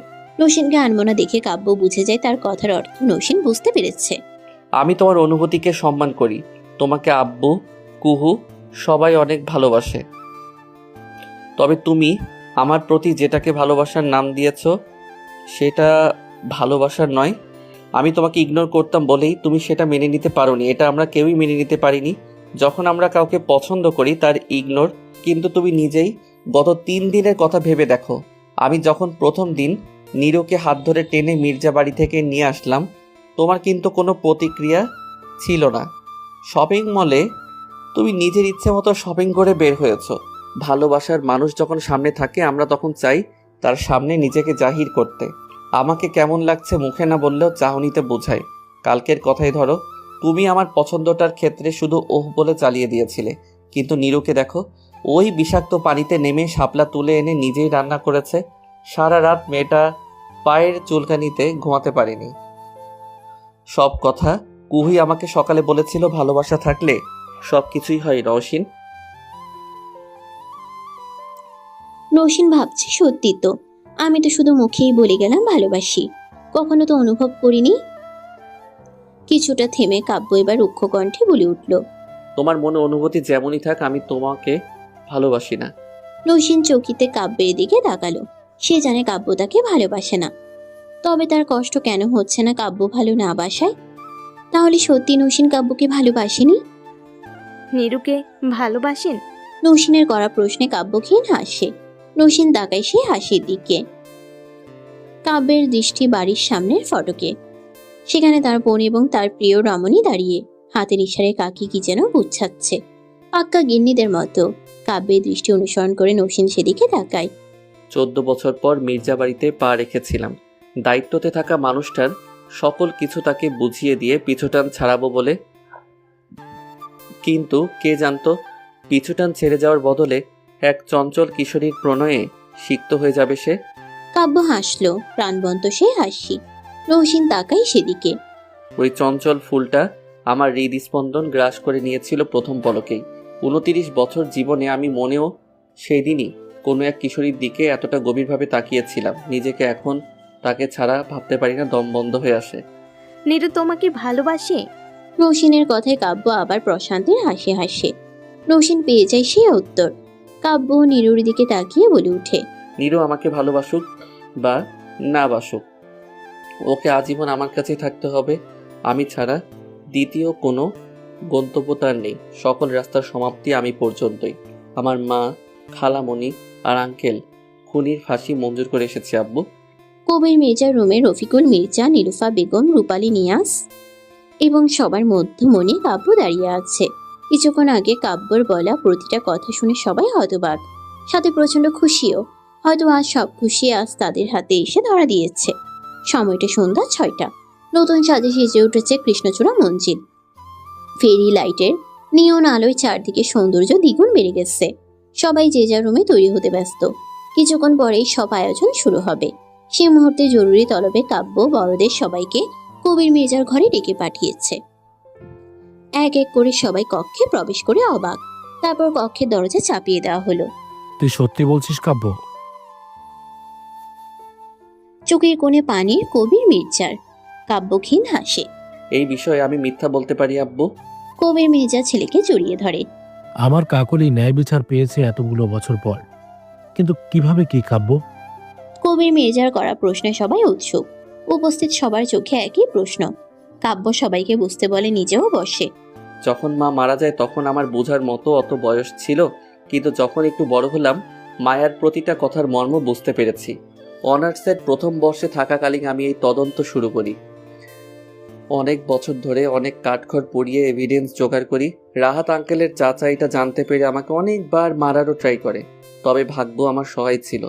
গত বছরের শেষের দিকে কেসটা আমি আবার আদালতে তুলি, তবে এত বছরের পুরনো কেস বিধায় কেউ তেমন আগ্রহ দেখায়নি। কিন্তু আমি হাল ছেড়ে দেইনি যে আমার মা, খালামণি, রাহাত আঙ্কেল এবং খালামণি শাশুড়িকে মেরে ফেলেছে শুধুমাত্র কিছু সম্পত্তির লোভে, যার জন্য আমি মায়ের আদর ভালোবাসা থেকে বঞ্চিত হয়েছি। আমার বাবা তার প্রিয় মানুষ হারিয়েছে, যার জন্য আমার ফুল এতিম হয়েছে। তাকে কিভাবে ছেড়ে দেই বলো? মনে আছে তোমাদের গত সপ্তাহে আমি ঢাকা গিয়েছিলাম? তার আগের দিন যখন আমরা গ্রাম ঘুরতে বের হয়েছিলাম, আমার অ্যাসিস্ট্যান্ট ফোন দিয়েছিল। আমাদের কেসটার আসলে এভিডেন্স আমরা সেদিন পাই। তাই আমি দ্রুত ঢাকার উদ্দেশ্যে বের হয়ে যাই। কি এভিডেন্স? যে খালামণিদের গাড়ি অ্যাক্সিডেন্ট করিয়েছিল এবং আম্মুকে গুলি মেরেছিল তার সন্ধান আমরা পাই। তারপর তাকে ধরে নিয়ে আর জবানবন্দি নেই, তাকে আদালতে পেশ করি। সব তথ্য পেয়ে কোর্ট ওই খুনিকে ফাঁসির সাজা শোনায়। সবাই কাব্যের দিকে তাকিয়ে আছে। নিয়াজ, কবির, রফিকুল গিয়ে কাব্যকে জড়িয়ে ধরে। সবার চোখে পানি। নীলুফা বেগম কাব্যের মাথায় দুয়ার হাত বুলিয়ে দেন। আল্লাহ যেন এমন সন্তান সবাইকে দেয়। ন্যায় বিচার দেরি হলেও তা একদিন প্রতিষ্ঠিত হবেই। কাব্যের কক্ষে উপস্থিত কুহু, রুহি এবং নৌসিন, আর তাদের মধ্যমণি নীরু। মূলত নীরুকেই তৈরি করেছে তিনজন মিলে। সব সাজগোজ কমপ্লিট করে নীরুকে এনে আয়নার সামনে দাঁড় করিয়ে দেয় তিনজন মিলে। Baby pink silk sari, rose gold sequin কাজ, খোপায় বেলি ফুলের ছোট্ট গুচ্ছ, মাথায় শাড়ির সাথে ম্যাচিং করা ওড়না দেওয়া, পায়ে হাই হিল, মুখে হালকা সাজ। এতেই তাকে অসম্ভব সুন্দর লাগছে। আয়নার সামনে দাঁড়িয়ে বুকের ভেতর কাঁপন অনুভব করে নীরু। নিজেকে নিজেই চিনতে পারছে না। তখন নীরুর পটাপট কিছু ছবি তুলে কাব্যের ফোনে সেন্ড করে কুহু। তারপর নীরুকে নিয়ে নিচে আসে তারা। বাড়ির ড্রয়িং রুমটা অনেক সুন্দর করে সাজানো। বাড়ির বড়রা সবাই এসে নীরুর অনেক প্রশংসা করে। নীলুফা বেগম নীরুর মাথায় হাত বুলিয়ে দেন, বুকে জড়িয়ে নেন। নীরুকে নিয়ে যাওয়া হলো স্টেজের ওখানে। নীরুকে বসিয়ে দিয়ে তার পাশে কুহু, রুহি বসে পড়ে। তবে নীরুর এইসবে মন নেই। নীরুর চোখ শুধু খুঁজে যাচ্ছে তার স্বামী নামক শ্যাম পুরুষকে। চারপাশে চোখ ঘুরিয়ে ঘুরিয়ে দেখছে সে। তখনই আগমন কাব্যের। ব্ল্যাক কালারের স্যুট, কালো লেদারের জুতো, পুরাই জেন্টলম্যান সেজে হাজির হয়েছে। নীরু তাকিয়ে আছে সেদিকে। কিছুক্ষণ তাকিয়ে চোখ নামিয়ে নেয়। কাব্যকে এনে তার পাশে বসিয়ে দেওয়া হয়। তারপর ঘোষণা করা হয় তাদের বিয়ের কথা। ব্যালকনির গ্রিলের ফাঁক ঘোলে কৃষ্ণচূড়ার লাল পাপড়ি ঘরে ঢুকে পড়ছে। বাতাসে হালকা গন্ধ ছড়িয়ে দিচ্ছে। দূরে কারো ঘুঙুরের মতো শব্দ। আসলে হাওয়ার সাথে কৃষ্ণচূড়ার পাতা নড়ছে। যেন তাদের প্রথম রাতের জন্য প্রকৃতি নিজেই সুর তুলছে। ব্যালকনির গ্রিল ধরে দাঁড়িয়ে আছে নীরু। অনুষ্ঠান শেষ হয়েছে অনেক আগেই। শাড়ি পাল্টে এখানে এসে দাঁড়িয়েছে, চোখ তার কৃষ্ণচূড়া গাছের দিকে। কাব্য দরজার পাশে দাঁড়িয়ে কিছুক্ষণ নীরুকে দেখলো। গায়ে তার লাল রঙের একটা শিপনের শাড়ি। কাব্যই রেখেছে এই শাড়ি তার ফুলের জন্য। লাল শাড়িতে নীরু যেন কৃষ্ণচূড়ার লালাভ ছায়ার মাঝে এক আলো রেখা। তার মুখের লাজুক হাসি কাব্যের বুকের সব কাঁপন খুলে দিচ্ছে। ধীরে ধীরে এগিয়ে এসে কাব্য ফিসফিস করে বলল, ফুল। শব্দটা এমন কোমল যে ঘরের বাতাসও থমকে গেল। নীরু পিছন ফিরে তাকাতে পারে না। কাব্যের নিঃশ্বাস আশ্রে পড়ছে নীরুর কাঁধে। নীরুর বুকের ভেতর হৃদযন্ত্রটা ধ্রিম ধ্রিম করছে, শরীরের কাঁপুনি দিয়ে উঠছে। কাব্য হাসলো। এক মোটা কৃষ্ণচূড়া ফুলের গুচ্ছা তুলে নিয়ে তার হাতের উপর রাখলো। এই কৃষ্ণচূড়ার মতোই তোর জন্য আমার প্রতিটা দিন লাল হয়ে ফুটে ওঠে। তুই আমার জীবনের সেই ফুল যার গন্ধে পুরো পৃথিবীকে নতুন লাগে। নীরু হালকা শ্বাস ফেললো। পাপড়ে গায়ে ছুঁয়ে গেল। কাব্য আবারও ফিসফিস করলো, ফুল, আমার জীবনের প্রথম কবিতা তুই। নীরু অবাক হয় কাব্যের এমন ব্যাকুল করা কথাই। কাব্য তো সেদিন বলেছিল সে নীরুকে ভালোবাসে না। তাহলে আজ কি হলো? নীরু ভাবনার মাঝেই কাব্য নীরুকে তার দিকে ফিরায়। খসখসে পুরুষালী হাতে আগলে ধরে নীরুর গাল। জানিস নীরু, তুই আর আমি হলাম কৃষ্ণচূড়া ফুলের মতো। দিনের আলোয় কৃষ্ণচূড়া ফুল যেমন চারদিক রাঙিয়ে তোলে, সৌন্দর্য শোভা ছড়িয়ে দেয়, আর রাতে এর ফুলগুলো কৃষ্ণগহ্বরের মতো কালো হয়ে যায়, যা দিনের বেলায় তার রূপের ভিন্নতা প্রকাশ করে। নীরু প্রশ্নবোধক হয়ে কাব্যের দিকে তাকিয়ে আছে। কাব্য নীরুর সামনে চুলগুলো কানের পিছনে গুজে দিয়ে বলে, তুই আমার জন্য দিনের বেলার সেই শোভা বর্ধনকারী কৃষ্ণচূড়া ফুল, যার লালচে আভা রোদ্দুরের আলিঙ্গনে আরো উজ্জ্বল হয়ে ওঠে। তোর উপস্থিতি যেন গরম দুপুরের এক টুকরো হাওয়া, যা ক্লান্ত মনকে দেয় নতুন উচ্ছ্বাস। তোর হাসি রঙে আমার প্রতিটা সকাল রাঙিয়ে যায়, আর সন্ধ্যার আকাশও লাল হয়ে ওঠে তোরই ছায়ায়। নীরু চাতক পাখির ন্যায় কাব্যের দিকে তাকায়। তার মনে হাজারো কল্পনা। মনের গহীনে কেমন সব প্রশ্নরা এসে উকি দিচ্ছে। মনে মনেই নীরু ভেবে ওঠে, আপনি আমায় ভালোবাসেন কাব্য ভাই, নাকি এ শুধু আমার মনের কল্পনা? রোদে শুকানো চিঠির ভাঁজে জমে থাকা অকথিত কিছু শব্দের মতো? আপনার চোখে নীরবতা কি সেই উত্তর যা কথায় প্রকাশ পায় না, তবু আমার হৃদয়ের ধ্বনিতে আস্তে আস্তে বাঁচতে থাকে? নীরুর চাহনিতে কাব্য মুচকি হাসে। হঠাৎ করে ঝুঁকে নীরুকে পাজাকুলি তুলে নেয়। নীরু হাঁক চুকিয়ে কাব্যের শার্ট খামচে ধরে। নীরুর কানের কাছে মুখ নিয়ে ডিপ ভয়েসে বলে, সব সময় ভালোবাসি ভালোবাসি বলতে থাকাকেই ভালোবাসা বলা যায় না। ভালোবাসি না বলেও ভালোবাসা যায়। কথার ঝংকারে নয়, চোখের নীরবতায় ভালোবাসা জেগে থাকে। হাজারবার ভালোবাসি বলার চেয়ে একটা যত্ন ভরা নিঃশ্বাস অনেক গভীর। কাব্য নীরুর কপালে আলতে করে চুমু দেয়। নীরু আবেশে চোখ বন্ধ করে ফেলে। অস্পষ্ট স্বরে বলে ওঠে, তাহলে সেদিন কেন বললেন ভালোবাসেন না? তোকে জ্বালাতন করতে ভালো লাগে তাই। নীরু নাকে ডগা ফুলায়। কাব্য আলতো করে তাতে চুমু বসায়। নীরু লজ্জায় মিয়ে যায় অবস্থা। নীরুকে লজ্জা পেতে দেখে কাব্য মৃদু হাসলো। লজ্জাবতীর লজ্জা তাহলে আজ ভাঙাবো নাকি? নীরু লাজুক চোখে এক ঝলক তাকিয়ে দ্রুত দৃষ্টি সরিয়ে নিল। ওর গালে লালচে আবার ছড়িয়ে পড়ল। কাব্য আরো কাছে এসে ফিসফিস করলো, তোর এই লজ্জার মাঝে আমার সবচেয়ে সুন্দর পৃথিবীটা লুকিয়ে আছে। নীরু লজ্জা লুকাতে না পেরে চোখ বুঝে ফেলল আর কাব্যের আঙ্গুলে আলতো করে ওর চিবুক ছুঁয়ে দিল। ভালোবাসি। নীরুর হঠাৎ ছোট্ট এই কথায় কাব্যের বুক কেঁপে ওঠে। শীতল জলের ধারা বয়ে যায় হৃদয় জুড়ে। কি মিষ্টি এই শব্দ। আমিও ভালোবাসি আমার ছোট্ট ফুলকে। পিচ্ছি ফুল, আমার প্রাণ ভোমরা, আমার হার, আমার জিত, আমার সকল ভাবিজাতের বাজি। নীরু হতবাক নয়নে কাব্যের দিকে তাকায়। এই একটা শব্দ শোনার জন্য কত অপেক্ষা, কত চোখের জল আর হাহাকার মনের মাঝে ঝড় তুলেছিল। আর সেই কাঙ্ক্ষিত পুরুষের থেকে কাঙ্ক্ষিত প্রণয়ের শব্দ শুনতে পেয়ে নীরুর চোখ জলে ভরে ওঠে। কাব্য আলতো করে সে চোখে চুমু খায়। তারপর নীরুকে কোলে রাখা অবস্থায় রুমের দিকে অগ্রসর হতে শুরু করে। নীরুর লজ্জারাঙ্গা মুখ, তা দেখে কাব্য বলতে শুরু করে, তুমি লাজে লাল আমার প্রথম রোদ্দুর, প্রেমের নিভৃত আঙিনার লাল গোপন প্রণয়ের কৃষ্ণচূড়া ফুল, আমার অন্তহীন ভালোবাসার উজ্জ্বল স্বাক্ষর। ভালোবাসি ফুল, আমার ফুল। সমাপ্ত।